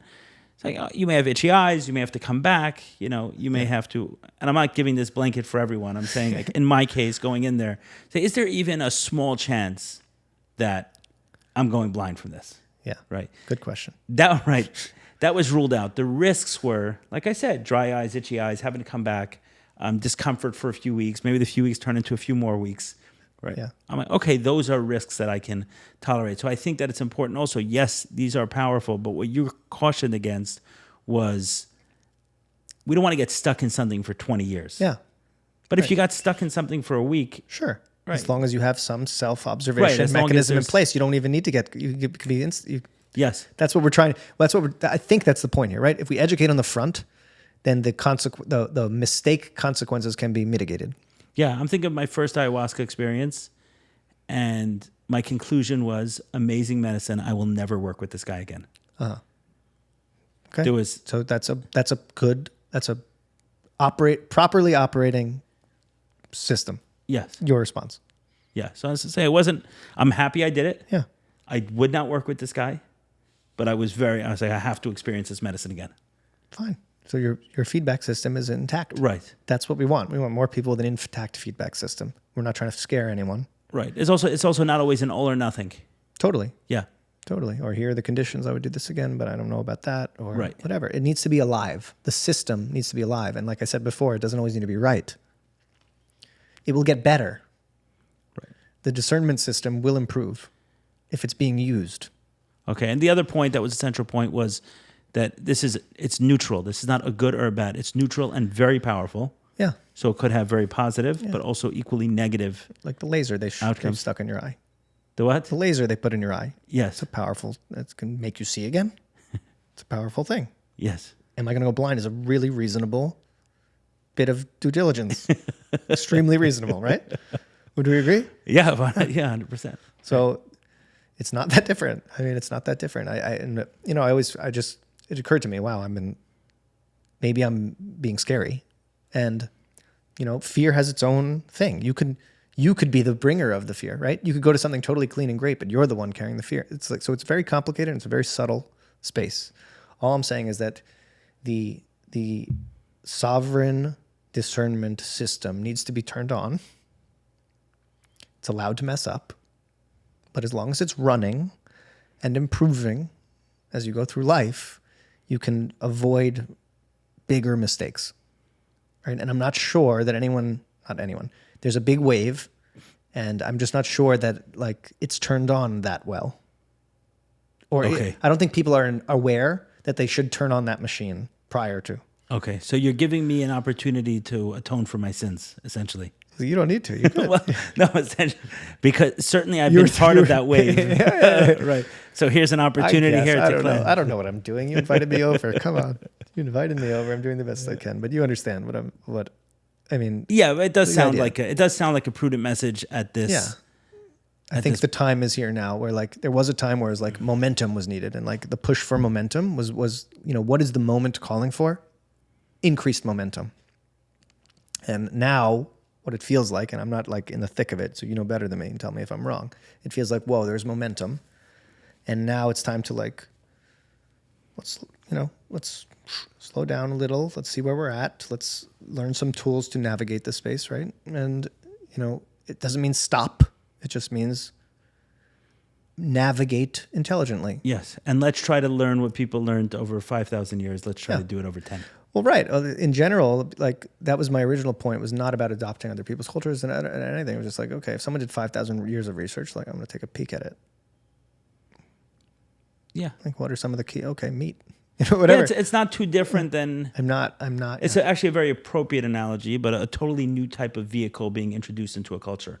Yeah, right. Whether that's a car or a plane or something else, which this is, for medicine, it's a perfect analogy. It's really good. There's a new type of vehicle introduced to the culture. Kind of the more of those vehicles are operational, the more dangerous it gets. Yeah. And the more rules we need. And the more drivers. Yes, the more drivers, the more everything that there need to be around it. So more. This guy sells tires, and that guy does paint jobs, and Okay, but now we need more rules Right. No, what I'm around saying, this. Some all these regulations. people are coming around, right? Yes. The painters and the tire guy Yes. and the this guy and the that guy. And it's like, And the guy who turns the odometer back. right. They're Like, all coming. right, They're all coming because the new vehicle just Yes. arrived, right? So they're all coming. And if you're aware that they're all coming, then you just are aware. That's really helpful to be aware. Yeah. You don't need to have like all the, like, I'm sorry, I can't impart more. Like, how do we, I don't even know. You think I know how to discern?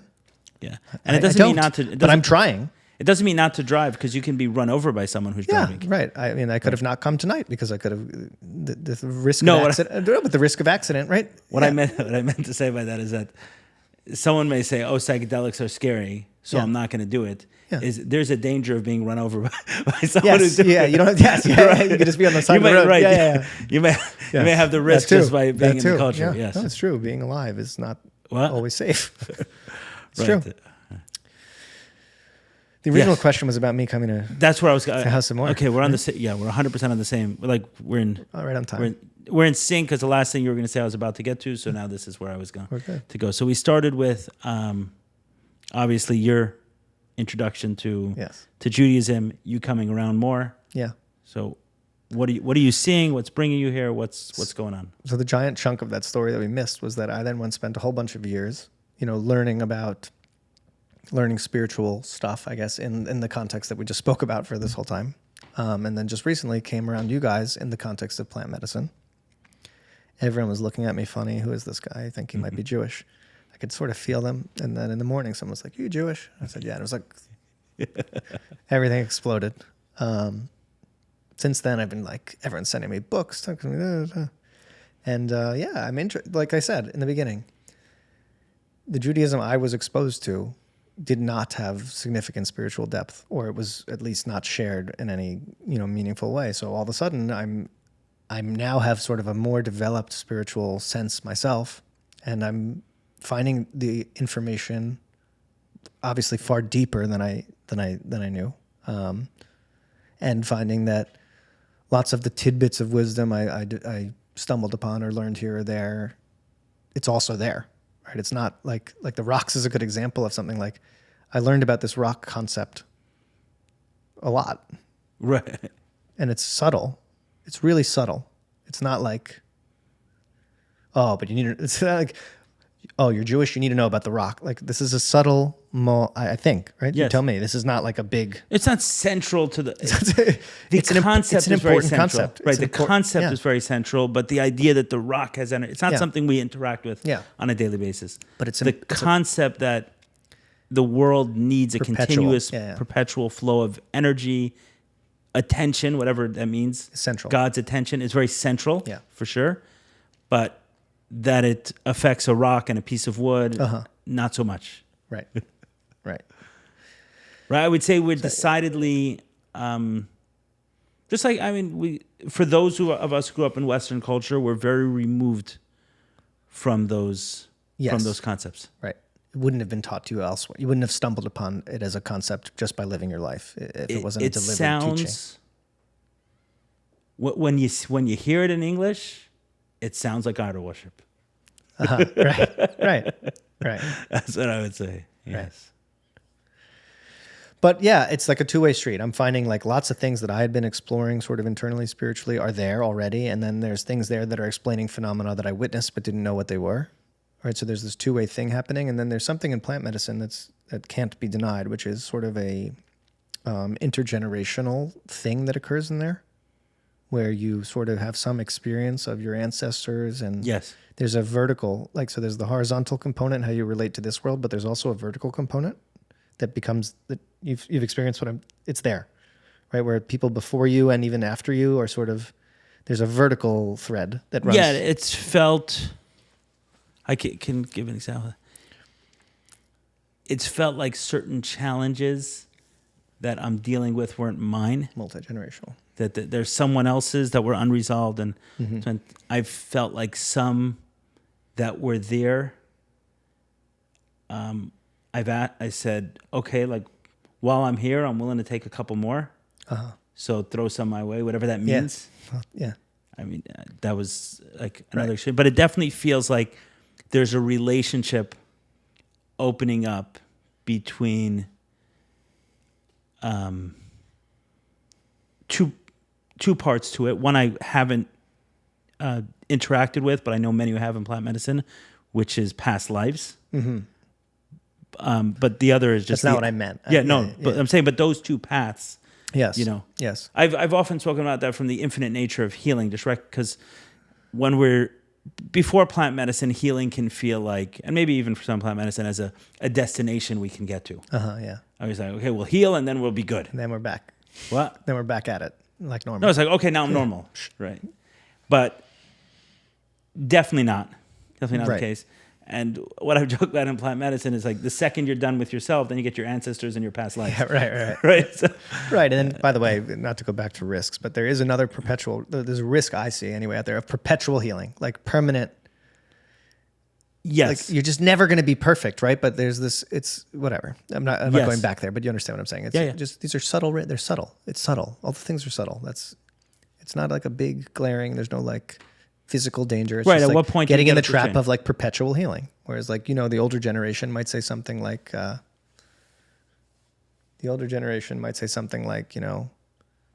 suck it up. Right. There's also some merit in it. It's right. Like, okay, you've done some work, you're better. But where were we? We were at, You were talking about the Jewish, you were saying that within plant medicine, there's the ancestral component. So in my experience for years, I was experiencing this kind of connection to, I don't know, I'm Jewish. Like there's a DNA thing, right? I don't understand creation, but you start to Right. get glimpses of pieces of the creation that you otherwise might not have. One of those pieces is like this ancestral connection, like who you are as on a DNA level, or maybe that's even wrong. Right. But so I've felt this connection over the years to who I am, the people before me, what they were, and but never was able to connect with it in any practical way because it's just the world I was hanging out in, it wasn't Right, there, didn't offer that. and I couldn't go back to my world because that didn't have it either, right? So, but it was there, right? This knowledge that part of your own growth and healing you can't just ignore the vertical component Of it. of Okay. it. Couldn't. So then all of a sudden I came in contact with it, and it was like this interesting thing where you guys really are. The Judaism is not the same as what I came from. It's Right. There's a deep, real spiritual thing occurring, and there's also this use of plant medicine to improve the condition of the individual so that the Judaism can grow. Like it wasn't like you were not runaways from Judaism. Right. You wanted to improve yourself so that you can get more out of Judaism. Yeah. They're very quickly becoming one thing. Right. Yeah, I don't view it my as, life I don't view and it in as something many different. others. I don't want to offend who's listening. I don't view it as Right. It didn't start like that. Meaning I didn't go to enrich my Judaism. I was moving in many ways further and further away from my Judaism. Then in some ways I got married, and it brought certain aspects, like it felt like culturally Jewish, and the family's going to have some Jewish aspects, but the depth and richness within Judaism, the wisdom, that I was very averse to before I started plant medicine. Interesting. And then through plant medicine, starting to see the interconnectedness of it. I remember I was in an ayahuasca journey with someone, and this guy, he grew up the way I did, and Chabad, going to yeshivas and everything, but he had moved so far away from it. I didn't even know he had the language anymore. And in the middle of ayahuasca journey, he turns to me and he says, "You think this is what the Alter Rebbe saw when he wrote the Tanya?" And like all of that like blew my. I didn't know he knew the words Alter Rebbe and Tanya anymore. And now you've mentioned learning the Tanya this week. I mean, you see how that. Oh yeah, it's whoever's writing it has access to. Right. I know my the inner dimensions perspective of the is world. different. I know my perspective is different because I have no like guilt around doing the right thing or the wrong thing or behave. I have none. So I'm just like neutral. And to me, this is natural. This is not forced. They're very relate. Like wisdom is wisdom, right? Wisdom is the wisdom. So there's all sorts of ways that people acquired it out there in the world. I don't know, but like when you hear a wise person, there's wisdom, and like there's wisdom. Judaism has a lot of wisdom, and I'm drawn to it. And then on the practical sense of like coming to Rosh Hashanah, etc. Like my background, I guess, has given me sort of an education in like ceremonial. Yes. I don't have a word, but like, Ritual practice. Yeah, like action, like energetic. Rigorous, yeah. The energy of ceremony. And Do you mean the stamina of it or the flow No, of it? no. Like what's The cadence? like the physics? Like what's happening? Okay. Like we're moving, like stuff is like happening in here. Like stuff's happening here. Like Rosh Hashanah is not Yeah. just like just like stuff's happening. Okay, I thought you meant to sound like the 40, 15 hours. No, but like what's that's actually part of going it. on. That's, you need that Yes. to make the physics happen. Like Right. when I'm talking about physics, like, okay, so the physicists know X, Y, and Z, but like out of all the physics there is to know, like we know a very Right, so small fraction of it. So like even magic, right? Ceremonial magic as a principle. I know that's a scary word. I'm not trying to scare anyone, but I think what we're talking about is just physics. Like the universe was created with like laws. Right. We just don't get them all, right? Like our physicists Yes. can't measure them all. It goes way deeper. Right. We're just not there. But some people or cultures or groups, or et cetera, are leaning on the wisdom of the physics that we can't measure yet. Do you follow me? No, I do, and I think you're more sensitive to it than we are. Well, right. That's what's Right. fascinating. Yeah, that for you two guys reasons. haven't- Number one, your experience in medicine, and number two is that this is all fresh and new. It's not Yeah, right. right. So there's that wonder as you come Right, into right, it, the curiosity about everything. Right. But there's real ceremonial knowledge. Yeah, I mean, you mentioned And- that. Remember once in a rape ceremony where we did rape and sang nigunim? Like, Yeah. you know, these songs have power. Yeah, they're a real thing. like they're energetically like a powerful thing. And then there's no surprise. Like everyone, when I tell this, they tell me, I don't know which Rebbe or who, they've all had quotes about Nigunim. It seems like. Yeah, where there's they're always like- quotes, but we we're weren't like, in touch yes, with that. but the people who know things are like, these are serious. Like they're real. Yes. They pack a punch. Right. Okay, so you're saying from that perspective is sitting in the ceremony, the prayer for that period of Rosh Hashanah, Oh, it's fascinating to me. And it's real. you're experiencing it. Yeah. And like I'm witnessing a moment, and maybe, I'm not trying to make lofty claims or anything, but like there's a moment here where like some of the deep-seated wisdom in the rituals can start to be unpacked, or maybe they are. I'm not claiming they're not. I'm not claiming they're not. I'm not claiming they aren't. I'm just saying after years and years of doing the same thing and doing the same thing and doing the same thing and doing the same thing, like maybe we know why, or maybe we don't know, but do we know like on a physics level what's happening here? I don't know. I don't claim to know anything. I'm just observing that all I can observe, I don't have the knowledge to know what's happening. I can just observe something's happening. Right. Real stuff. And it's real enough that I want to be around it. You're intrigued. I want to be around it. Yeah. I want to see. I want to feel it. I'm not an observer. I'm a participant. Yeah, I got it. But it's been really fascinating from my vantage point, I guess. And like I feel drawn to it. Right. So I guess what I'm wondering is if, like, you described your childhood, Reform Judaism, as very little to no depth as far as the Judaism, which is cultural and social. Yeah. Then you have what you're experiencing here in the shul we're doing at the House of More, which is definitely enriched by the fact that pretty much everyone there has a fair amount of plant medicine experience, right? Which dovetails well with your experience. I wonder what would happen if you went to a synagogue, maybe you have, where there wasn't that. There weren't those two worlds coming together. However, I think Not a reform synagogue. I follow you. Yeah. You're deleting the plant medicine from the equation, but including the Exactly. the depth of Judaism. Yes. I think. I don't know. I'm open to not knowing. I think some of the ritual. I would expect the ritual power, the power of the ritual, to be there still. To be There. I hear you. That's my guess. Okay, we can find out. I mean, I don't know.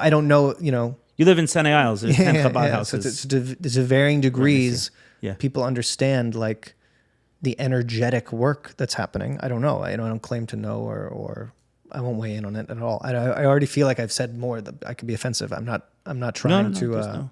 Certainly, there's no offense here. Well, yeah, I know that, but I don't want to offend the world at large either. But I'm not trying to. I'm just like, there's real wisdom of energetic ritual physics going on, and I assume that's all over, right? Because people were pretty strict about like following procedural things. You just see it everywhere on subtle level, like touching the mezuzah, or these are all little energetic behaviors that are alive and well, like alive and well. Very interesting. Okay. Like these are little subtle energetic behaviors that are in play. And I maybe people understand. I don't know the degree to which, if I asked just a random person, they would tell me a reason why you do X, Y, or Z. Yeah, but a lot of those, there's an energetic event occurring, like on a physics level.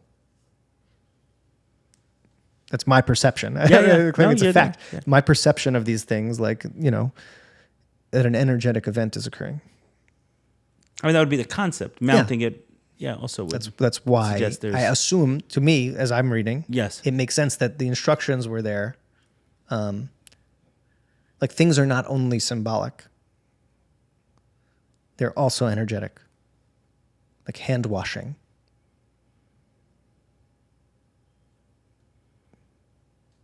I hear you.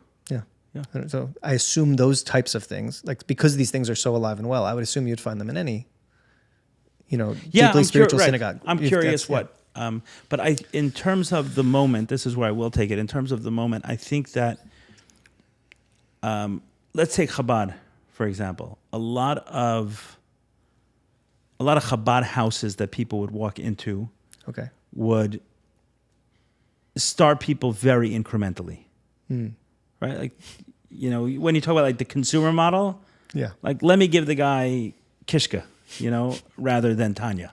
Okay. And if I do in a very, here's a book, kind of what? I've got a giant shelf. Everyone's sending you stuff. Oh, yeah. But it's different. And the reason why is that you're coming in with a tremendous spiritual sensitivity, knowledge, database, practice, that then this is being incorporated into. So the concepts aren't completely new. Physically, Yom Kippur was probably less taxing than some ceremonies that you've participated in. Okay. Right? Yeah. But for someone else, that may be like, you want me to sit for, 10 a.m. in the morning until 8 p.m. at night with a 45-minute break. Right. Just reading a book. We do a lot of singing and clapping and everything else, but essentially that's what you're doing. There's a lot of rigor, there's a lot of focus and attention needed to do it, but you have that other practice. But I think in terms of the moment is recognizing that plant medicines are everywhere. Yeah. They're in the culture in ways that affect even those who don't take it. Yeah. The spiritual concepts, spiritual ideas, spiritual sensitivities are spoken about now culturally in ways that they weren't 10 years ago, 20 years ago, 30 years ago. I don't think it's only me because I'm... Right. I think that's right. Because now I'm more sensitive to it. I think that now I'm more open to it. I think it just is. Yeah. It's just the fact. And I think from rabbis who are interested in outreach, in order to meet someone, in order to attract you, it wasn't going to be with a heavily diluted version of Judaism. Like, you had to be met with rigor. You had to be met with wisdom, with demand, with with all of that. And I think that you're not the only one in that group. There are many more who are in that same place. I was having a conversation with someone recently.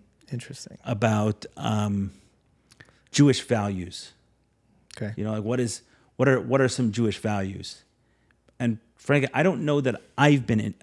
Like, I was saying, like, what are Jewish values? Like, what are actually Jewish values? And an opportunity to say, I think, I'll give you an example, not to get political completely, but just to touch on it little bit, like what are American values, for example? Yeah. Meaning, at what point in time do we become so divorced from certain values that it's no longer America Right. anymore? Right. Right. So at what point does someone become so divorced from Judaism there's no longer Jewish values? And I don't know, for example, that the average Chabad house is bringing someone in a community like, here, these are Jewish values. Like, let me tell you what it is and what it isn't. Let me describe it. And I think in much the same way, in American values, I don't know that the average kid, probably in 1940s, 1950s, 1960s, Here are the values. these were introduced. At a certain point in time, as things eased up a little bit, then American values became almost nothing. Right. July 4th, we call it Independence Day.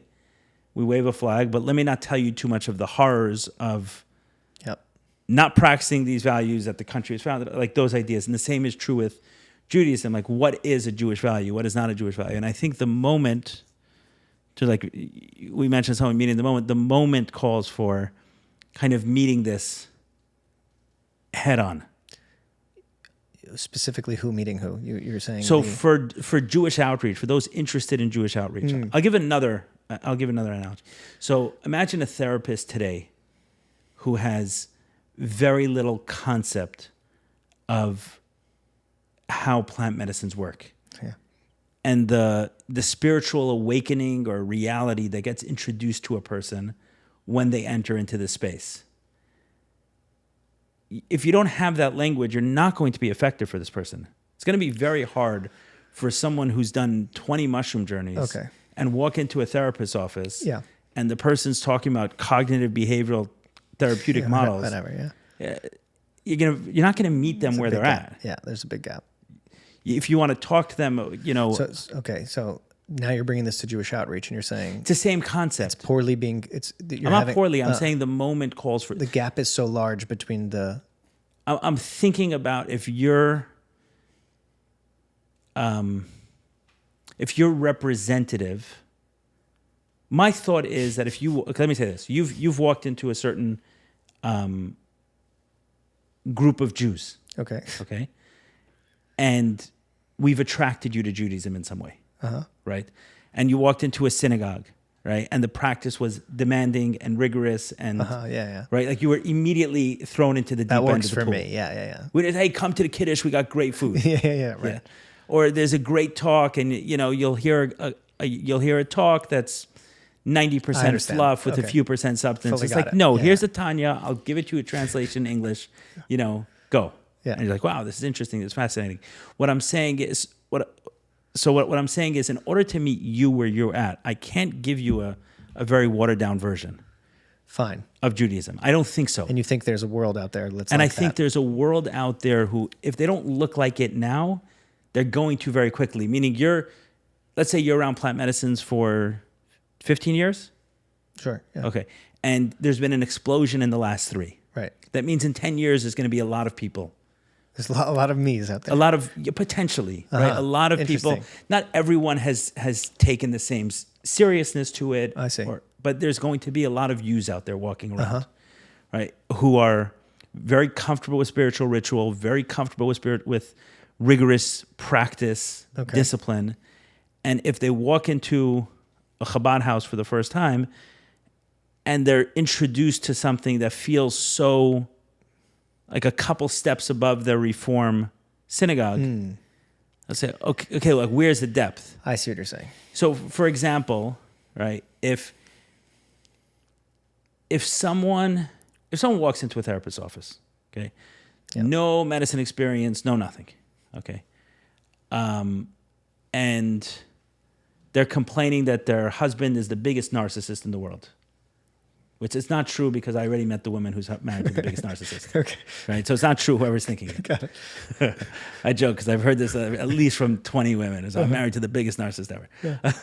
Yeah. Anyway, I know the guy with the title. Anyway, so imagine they walk into a therapist's office. Yeah. Okay. And the therapist says, like, right away introduces, concepts of finding meaning in this, or how is this happening to you, or what lesson could God be trying to teach you, or the universe be trying to teach you through this? Like, whoa, too much for me. Right. Yeah. Like, first agree with me that he's a narcissist. Yeah. Right. So Okay, so a therapist is meeting the person at that space. Correct. Okay. Someone walking into synagogue, Yep. who the only thing they've ever had is a watered down version of Reform Judaism. Yeah.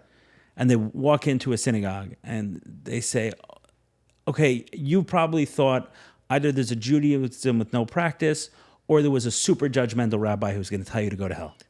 Okay. Or that you were going to Fine. hell for the way you're doing it. Yes. I'm going to show you, I can have the full beard and I can give you a hug. You're welcome here. You don't have to read the book. You can read the newspaper in my synagogue. I don't care. You're saying that's what I got, of more or less. And You that's got a rare. step above. And that's rare. No, well, what you got was, you I got see, hit in I the see. head by Fine, us. fine, fine, You fine, got hit in the fine. head by us. Okay, I hear what you're saying. Right. So what I'm saying is a therapist speaking to someone who hasn't done medicine is completely different than to someone who has done medicine. Fine. It's a different reality. So you're saying the Jewish world needs tools to deal with me. I think that you're representative of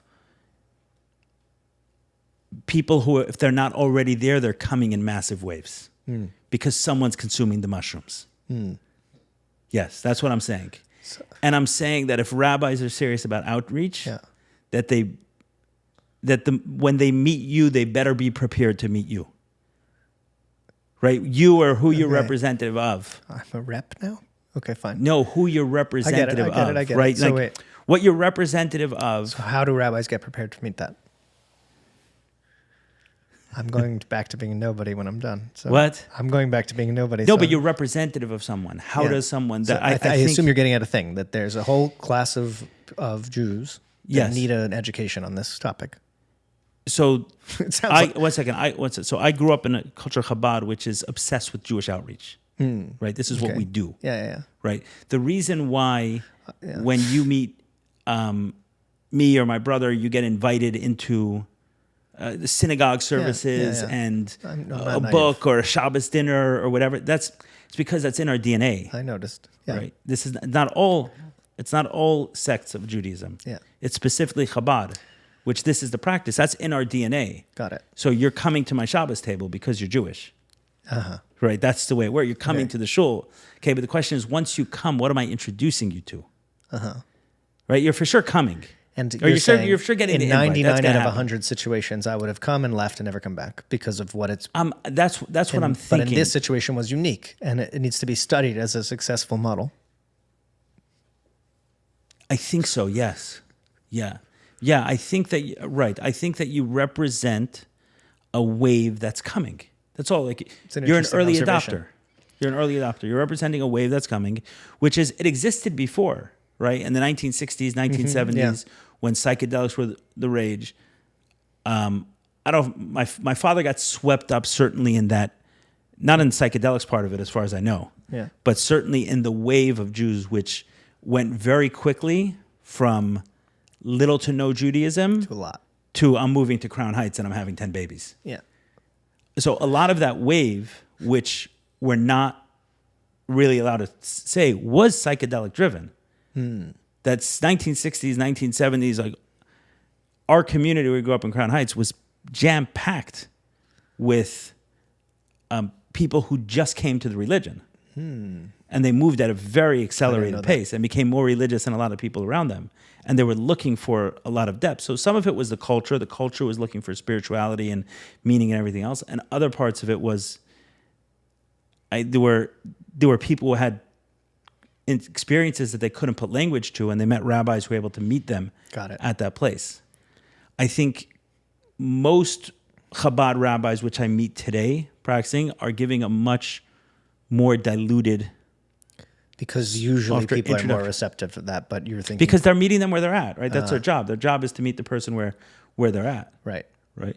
If I tried to bring someone to Yom Kippur who didn't have those experiences One and and said, done. come sit for 10 hours, this is miserable. Yeah, one and done. This is miserable. Bring me to a nice little class, like a little information. We'll have a nice dinner, hang out. Oh, here's a non-judgmental rabbi. How amazing. Right. So I'm not saying the other ones are disappearing, but I do think that you're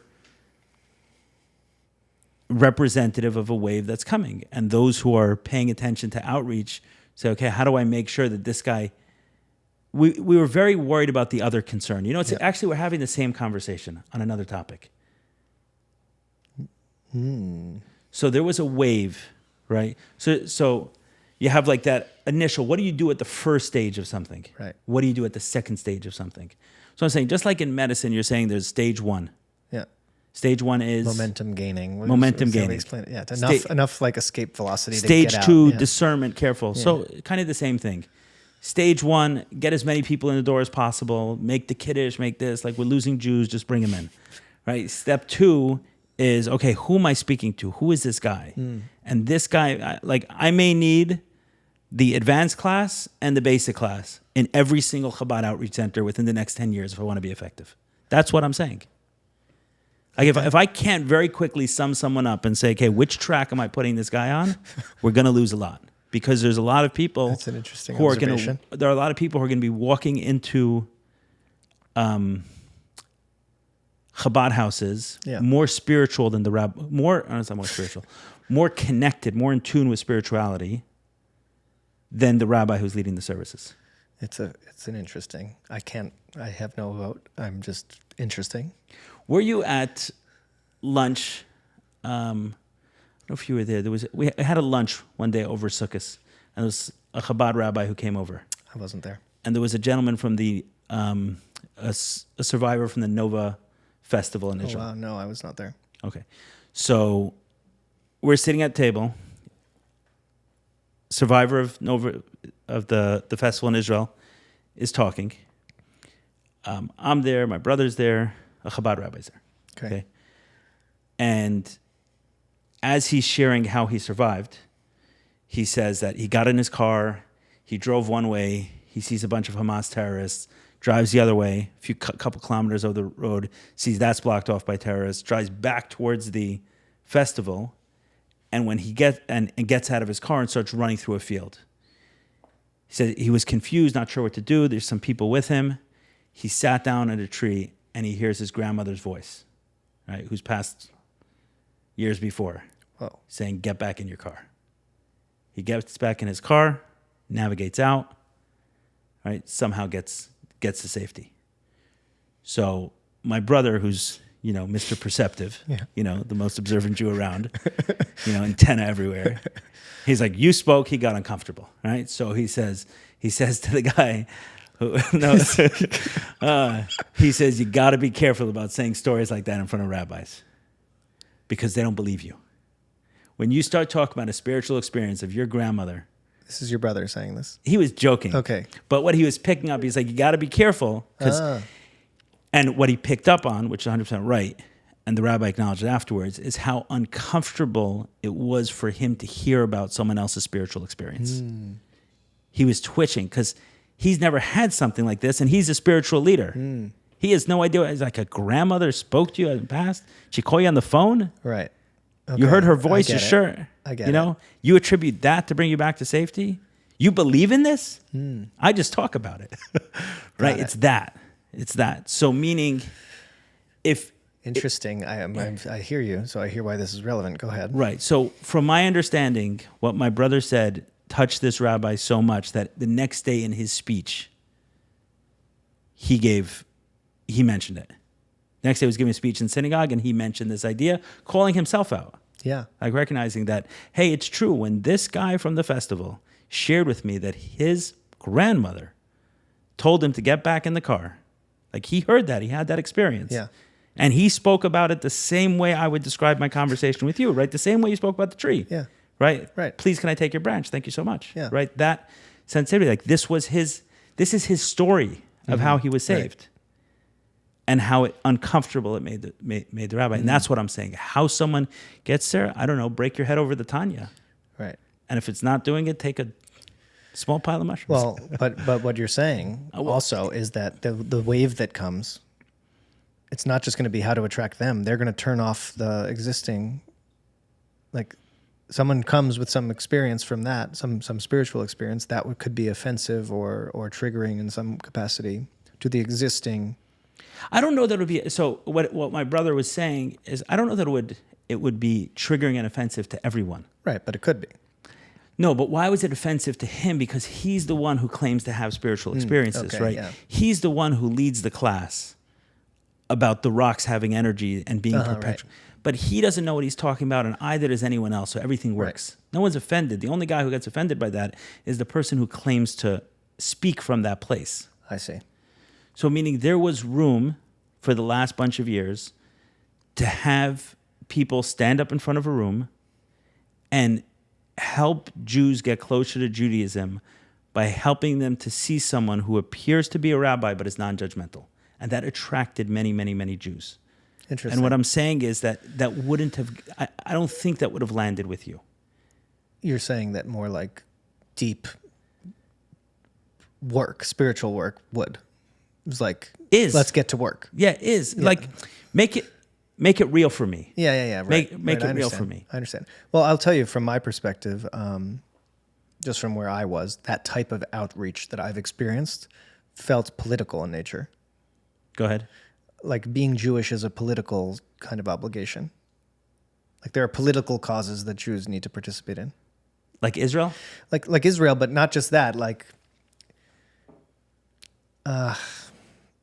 Israel. Like Jewish. We need Jewish support for X or Y, or it was not. It would never appeal to spirituality at all. Anything that I felt in terms of outreach was not about like. I don't know. No one was like, "Oh, you really should know about Jewish mysticism." No, it was like, It was like we need to raise money for X, Y cause. You're Jewish. I don't know. It felt political in nature, I guess. Yeah, Israel. You. Yeah, Israel. Israel comes way before any. I mean, I could for every time I've never been reached out to in any way that was spiritual in any capacity, which further supported this mistaken notion that I had that like there wasn't that much depth in that. Right. Not that much spiritual depth there. Every time you're appealed to on a political level or a social level, it reinforces the notion that the spiritual side is like secondary or tertiary or worse. Right. And for many, they're operating from that place. And what I'm saying is that I was steeped in Tanya and when we're children, one of the things we're encouraged to do, teenagers, 10, 11, 12, 13, 14, is to learn Tanya by heart as much as possible. Wow. Just like learn it by heart, starting from the beginning. And I did. I learned a lot of it by heart. Wow. But nevertheless, I needed massive integration from the experiences that I had, right? So going back to that concept, when I had plant medicine experiences, the gap was wide. Yes. But if someone understands the Tanya well, should the gap be wide? I see.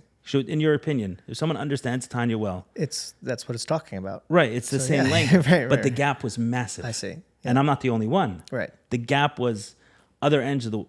Right. There is a problem here that like I've barely touched any sort of mystical Jewish concepts, but like there's a problem here that like, for example, the conversation we had about the branch and the tree and the rocks, it's not that foreign. Meaning? To like a real Jewish mystic. Right. That someone's steeped in Jewish mysticism for real. Like this is not that. This is right. Which is what you were saying essentially. Yes. But there seems to be a problem here that for whatever reason in the modern context, and like it's important to note, right, that I don't know however many generations ago, like I assume this urban living is sort of a modern phenomenon in the grand scheme of Judaism. Let's talk about Lubavitch, right? Okay. Like Lubavitch itself, the town of Lubavitch in Eastern Europe was chosen, my understanding, that they said, okay, let's move to here, let's create this town. Yeah. Because it was in nature. It was secluded. Right. It was quiet. But I mean, some of the modern cities, as the way they are now, obviously are completely modern. Yeah. But you have some and some. Right. Right. There are parts of Judaism that were in cities for I'm sure. just thinking on the spot. I have no like. But the reason I'm bringing up Lubavitch is because like where the Chabad, where the Tanya comes from, and things like that. Right. Like that, that lineage was started in a town, right, which is still the namesake, where that town was secluded and within nature. Well, that's what I'm poking at. I don't know. I'm just live. I'm saying what's going on here, right? There's this deep-seated mystical tradition and knowledge base. And we're also saying they know all the same wisdom that these other people who are deeply connected to nature but they're words, upon. Right? They're words. What is? So, for example, But you get the sense those words are empty from at the time of their. no, of course not. That's No, what I'm saying. definitely not. No, they're That's not. what I'm saying. So something happened between there and here, where now everyone has it memorized but doesn't feel any of it. So when I said memorizing Tanya, I didn't notice how. Yes, we're literally memorizing Tanya, and there's value in that. I'm not saying it was not saying it was pointless. 'Cause then you can lean on it. Right, especially now that I'm having experiences and I can point back to it. Totally, yeah. Right, meaning how amazing for someone to have an ayahuasca journey, their first one, and say, "Oh, this is what the Alter Rebbe was seeing in Tanya," meaning he had a place to go back to. I wish I had it memorized. Right. I mean, I wish I could call on it right now. I could say, "Oh yeah," I could tell you. I don't mean the text. No, but I mean the concept. The concepts were in me. That'd be great. I'd love it. I'm going one day at a time. Right, Which is meaning like for you too slow, but also the only realistic speed to actually get anything. So I'm fine. Right, for you when you entered plant medicine, it was forward, not backward. Right, there wasn't something in your past, Empty. right, that you can refer back to. So I value that. benefit. I'm not putting it down. No, I didn't think For you me, were. it's super valuable that I've been able to enter plant medicine and then refer back Yes. and say, "Oh, that's what those words mean. Right. This is what the concept meant." Totally. But I think what you're getting at is that even though the book exists, right, and the whole Jewish mystic body of knowledge exists, very few people are connected to it in any meaningful, deep way, or until you unpacked it through some other experience. And I'm not. I don't want to speak I'm for not everyone. I'm not But I don't positing speak for that it's everyone. true. I'm saying, like, as me who was raised in the yeshiva Right. system, But you've seen this phenomenon around. as me who was raised, I that was my experience, and I don't think that it was much different for most of my classmates. Like I don't think we had a meaningfully different experience of that. So the best example is actually when you say, "Oh, these nigunim are so powerful and they're doing things." You understand, like codes that are being unlocked on some levels. Like whoever wrote this, like knew what they were doing. Like this is real. Yeah. And you're saying that as someone who's played a lot of music within ceremonies. Okay. Right. It's like I understand this. I understand what they do. Right. You're coming at it from real knowledge. Understand. Or lack of. Doesn't make a difference. Experience. Fine. Yeah. I'm so real. Right. Meaning it's substantive what you're saying. Right. But all what do I'm people poking say? at is sometimes it's nice to know less. But go ahead. Right. But what's the response that you get when you say that? Generally, I feel like people take that for granted. Like they like hearing me say that, but they're also like, yeah, those are the songs we sing. Right. Or they'll refer back to something they know. Yes, right. They'll quote someone saying, "Oh, right." like But they'll so-and-so. never look you in the eye and say, "Of course, I know." No, very rarely. Right. You don't get like this knowing, like, yeah, we knew the whole time. Yeah, no. Right. They'll refer back to something So they and knew. so said, yeah. Oh, yeah, there's actually a Hayom Yom, which actually says that songs have the capacity to whatever, Right. So it's not like there's words that they can put to what you're saying, but they don't have, like, experientially, we're like, oh my goodness, you know more than us. Right. Right. That's the feeling. Like when you come around and you're like, I don't know too much. Like, no, you know more than us. Well, your brother's idea is to send me books and to see what comes out of me. He thinks I don't know, but I work for him like that. He feeds me a book and then something weird comes out of me and he has a light bulb moment and I don't know what happened. And I still don't know what the book said. But that's like, so I understand. My point is, I've gathered that there's some feedback system here where like people like to run things through my processor. But I guess my question is, if my processor is of utility, it's no mystery how I developed it, right? My point is, my processor likes your material, and you're saying your material lacks my processor. Do you follow me? Right. But So there's something that's okay, and I don't know. right, and we're doing that dance together. Yeah. Right, meaning what that means is that you're coming into our life with something to share, and we're coming into your life with something to share. Yeah. Which is a beautiful symbiotic relationship. Right. Right. We're both benefiting from this. But yeah, it's very clear that the lines between teacher and student, right, aren't traditionally. You walk into a Chabad house, let's say, I understand. Okay. and they're the teacher, you're the student. I get the big picture. Right. And you may walk out of that. Over here, what I'm saying is that there's a sensitivity that you have on the one side that's not being looked at strangely when you say it to us. Correct. Right. Meaning when you talk about talking to the trees, I don't know what you're talking about, but I know you know what you're talking about. But I don't.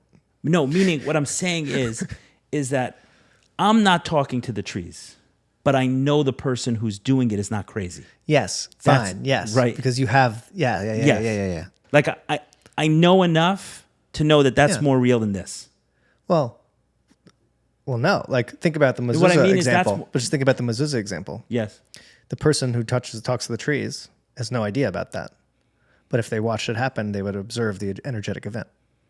The person who does the tree talking yes, would fully get that too. the mezuzah. Yeah. Yeah. Even though they don't get it, they would get it. They don't know what you're doing or why you're doing it or what it means or what its significance is or what's in there or what it says on it, etc. But they would observe, if they watched a whole room of Jewish people, enter and leave a few times, they would observe the energetic phenomena occurring. Yeah, I'll tell you a story Because they have that turned on. So I'll tell you a story which before medicine was just like facts that didn't go anywhere. It was just a story. It felt like superstitious or magic or something. And today feels more, okay, yeah. So we had someone at the office steal a box of phones from us, like $50,000 worth of phones. So the traditional thing, okay, the Rebbe, as far as in a sense started it, like something bad goes, check your mezuzahs. Okay? Okay. Take all your, so we took them all down. And so I think I'd mentioned it to my dad, and my dad's like, why don't you check your mezuzahs? Okay, fine. So we took them all down, sent it to Rabbi, just like as a courtesy thing. And as it happened, the guy who did the job in the office is a fairly meticulous guy, so he kind of detailed this mezuzah from this place, this mezuzah, numbered them and everything else. Anyway, came back. The guy was like, everything is good except for one, which I corrected. What kind of error? Just so I don't understand. Right. Okay, fine. So I asked that question. I said, can you show me the one that had problems? Sends a picture. So if you're familiar with the Shema, one of the, it says, like the Shema is saying, like, take this and teach it to your kids and put it on your arm as a thing and put it on your gates, put it on your doors, right? All the different, say it in the morning, say it in the evening. So one of the words is gates, uvisharecha, and on your gates. And that word, I can show you a picture afterwards. A typo? No. It's ink. It got rubbed out. And that was on the gate that ended up, right, the theft ended up from. So these kind of stories are embedded in our culture. Yeah, so it's... No one who's listening will be surprised by it. Meaning no one who grew up the way I did will be surprised by the story. And the other people who wouldn't be surprised are the ones that talk to the trees, by the way. Right, exactly. Yeah. Exactly. But the disconnect is that when you tell that person that I heard my grandmother's voice, like... Fully get it. Right, there's this cognitive dissonance. It's like we believe in it, but... The mezuzah story is higher order physics. Is what? Higher order physics. I don't know. It's thought of as physics. It's there's some energetic event occurring. Right, but it's not thought of in that way. I understand. At all. That's what you're saying. But that's what you're. It's not. But that's your point. It's not thought of, even if we learn it that way, right? It's not thought of in that as well. I see. At all. It doesn't completely click. I see. Right. So meaning, the fact that we can be so squirmish when someone says, "Hello, grandfather," when a rock comes in, because it says, "Hey, this rock is going to impart its wisdom and intelligence from being in the world for, thousands or however many years, sitting there." That interaction is very. The word is kind of like anathema. It's not right? that. It's not very. You're saying it's not very foreign, even though it's totally.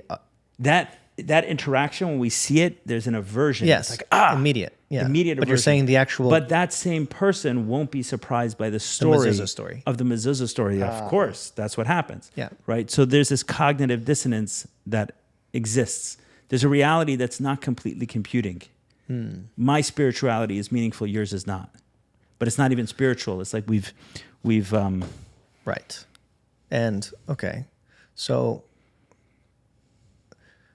What are you getting? We're are you getting swinging at the point? chickens over our head, yeah, without ever thinking that there's a transference of energy from us to the chicken. We were just told that once, and that's what we do.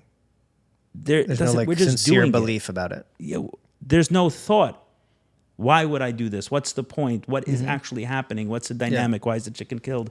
Why is the chicken then donated to charity? Like, what's the mechanism that's at play? Like, you kept calling it technology. So I'm saying is though, so just to bring it back full circle. So I'm saying for someone with your sensitivity, which there's a lot of people coming up behind you. There's a big wave of yes, people's there's a big sensitivity. wave. Is going to need to see this and feel this and touch this when they interact with Judaism, or there's going to be the immediate. Got it. I feel like this is political, right? That whatever, right? Yeah. So, whatever. It feels like something and other. Part than, of the initial thing is I'm extraordinarily unique in that I walked into a place where people have a little bit more of the same sensitivity as me because of their work with plant medicine. Is that what that's what you're getting at? Yeah. Yes. It's really unique what I walked into. Well, definitely, yeah. There's only one as far as I know. It's really unique what I walked into, and there's sort of a proof that this might be a healthy and you said, I don't know what I would have thought in that environment. You didn't even get that far. Because from the first interaction, you weren't even attracted to walk into the synagogue. Right. Right. So you're saying I would have felt it there. You know, from if the you guys first, told me, we're going to the synagogue over here, I would have gone. Right, but I'm saying you live in Sunny Isles. You definitely bumped into there. Right? You definitely bumped into it. So I'm just calling that out. No, it's interesting. Yeah. For those who are, for those whose mission statement is Jewish outreach, and the same calling statement is for those whose mission statement is healing people, whether you're a therapist or something else, then pay attention to this wave. There's a lot of people who've consumed something that has introduced them to altered states of consciousness, spiritual experience, mystical experiences, and if they feel like they're more healed than their therapist, if they feel like they're more spiritual than the rabbi, they may just walk out. So it's a pretty good idea to somehow figure out how to grasp some of this language. And I'm not saying it has to be through psychedelics. Yeah, no. More and more I'm meeting people, by the way, and I'm like, wow, like you got here without. Yeah, no, I don't push in. I'm not pushing it. I hope I don't sound like Mr. I'm just saying it's important. That's all. It's just a thing. Just saying it's important. I think we're talking about the same thing in two ways. Is that there's the initial phase and the phase after and the phase after. Right. And you're saying the moment's calling for a different phase. I think that's the key observation is that the moment's not a constant ever. Right. And you need to be responsive to it. Yes. In all things. So we've talked about two, but it's people are not very, people, not person, people as a group, we're not very good at right when the page turns. You know, that moment where we're not in the same moment anymore. Right. It's a new moment. Yes. We're slow. We're slow to acknowledge that the page just turned. And this is, by the way, like a ceremonial teaching, and you can learn it by just paying attention in Rosh Hashanah. You don't need to. I'm serious, but like, there's a moment where you're in a new moment. Yes. Several of those moments, and people are very responsive there. Right. Very responsive. The moment now, it's a new moment. Right. Whatever it is, that's gone now. Back in the ark. Psh, new moment. Like whatever there is, there's a lot. But we're responsive in the ceremonial space. We're responsive, right? But then in life, harder. Right. And being quick to respond to the new moment means letting go of the last moment. Right. It's hard to do in real time. Yeah, especially when there was something we liked in the last moment. Yeah, but new moment. It attracted us. It's a new moment, and you have to be constantly responsive. You see it with your kids, I'm sure. Yes. Something is really fun, and then it just turns into, I don't know, I'm having a really good time. We're doing this. We're wrestling, and then boom, it's like torrential crying. It's like that is over. Like you can't just like go back to when it was fun. Like next. It's the next thing. It's my weekend every weekend. We should try not to slam them as hard when it's wrestling. It won't go into I've learned. I know. I don't want to give you too many dad tips here. I charge for this, but that one I've learned. I've learned that one. But you know what I mean. With kids, it's really their page turns fast. 100%. It's a really good lesson in how fast it. And then that's on a person level, but then there's on a people level, right? And yes, medicine I didn't even frame this. This happened live here, which is. The moment shifted from gaining momentum to go out and get healing to everyone's going out and getting healing. Yeah, we need to regroup about. Yes, now we need some It's like parameters. some discernment, threshold was everything crossed. else. I don't know if it was yesterday, 10 weeks ago, 2 weeks ago, 2 years ago. That's not up to me. I don't care. I'm just observing. We're in a different moment now. How to respond to it, I can't, Yes. This is a diagnosis, not a solution, sort of, which is page turned. Well, the solution you already gave is for us to be energetically connected to our inner discernment to know when it calls for something else. Yes. Right. So we're saying in medicine, it calls for same in something else. Judaism. And then within Judaism, within healing, the moments are very quickly calling for something meaningfully different. You're having foresight here, so that's even better. So think about, I was just talking about, page turns and then slow response to the new moment. You're looking ahead, actually, and saying, if there's one of me, there's probably a lot more. Yeah, and if there's a lot more, If there's a lot more, then we can actually be prepared before the page turns. Yes, there's a lot. There's a real... Yeah, there's a lot more coming. Yeah. Yeah. Told you I'm a nobody. It's like 100 more. Right. But you matter to us because we need you for the minion. Oh, yeah. You need 10. You need 10. That's the truth. 10, right? You weren't being honest about what I was doing there. You had 9. You had 9. He'll do. That's really no, much more than that. Much more than that. We'll Maybe it started that way, but then very quickly we found out that Uh, we got to listen, not talk. no, you could talk too. So, and then you got invited here. I don't know what you were thinking. Now the secret's out. Well, thanks, Zach. I'm sure we'll do it again. That was fun. And I hope you enjoyed it. I loved it. Thank you, me too. It's good. Beautiful. Thank you. Thank you. It's a new moment, and this moment is our discussion's over. Done.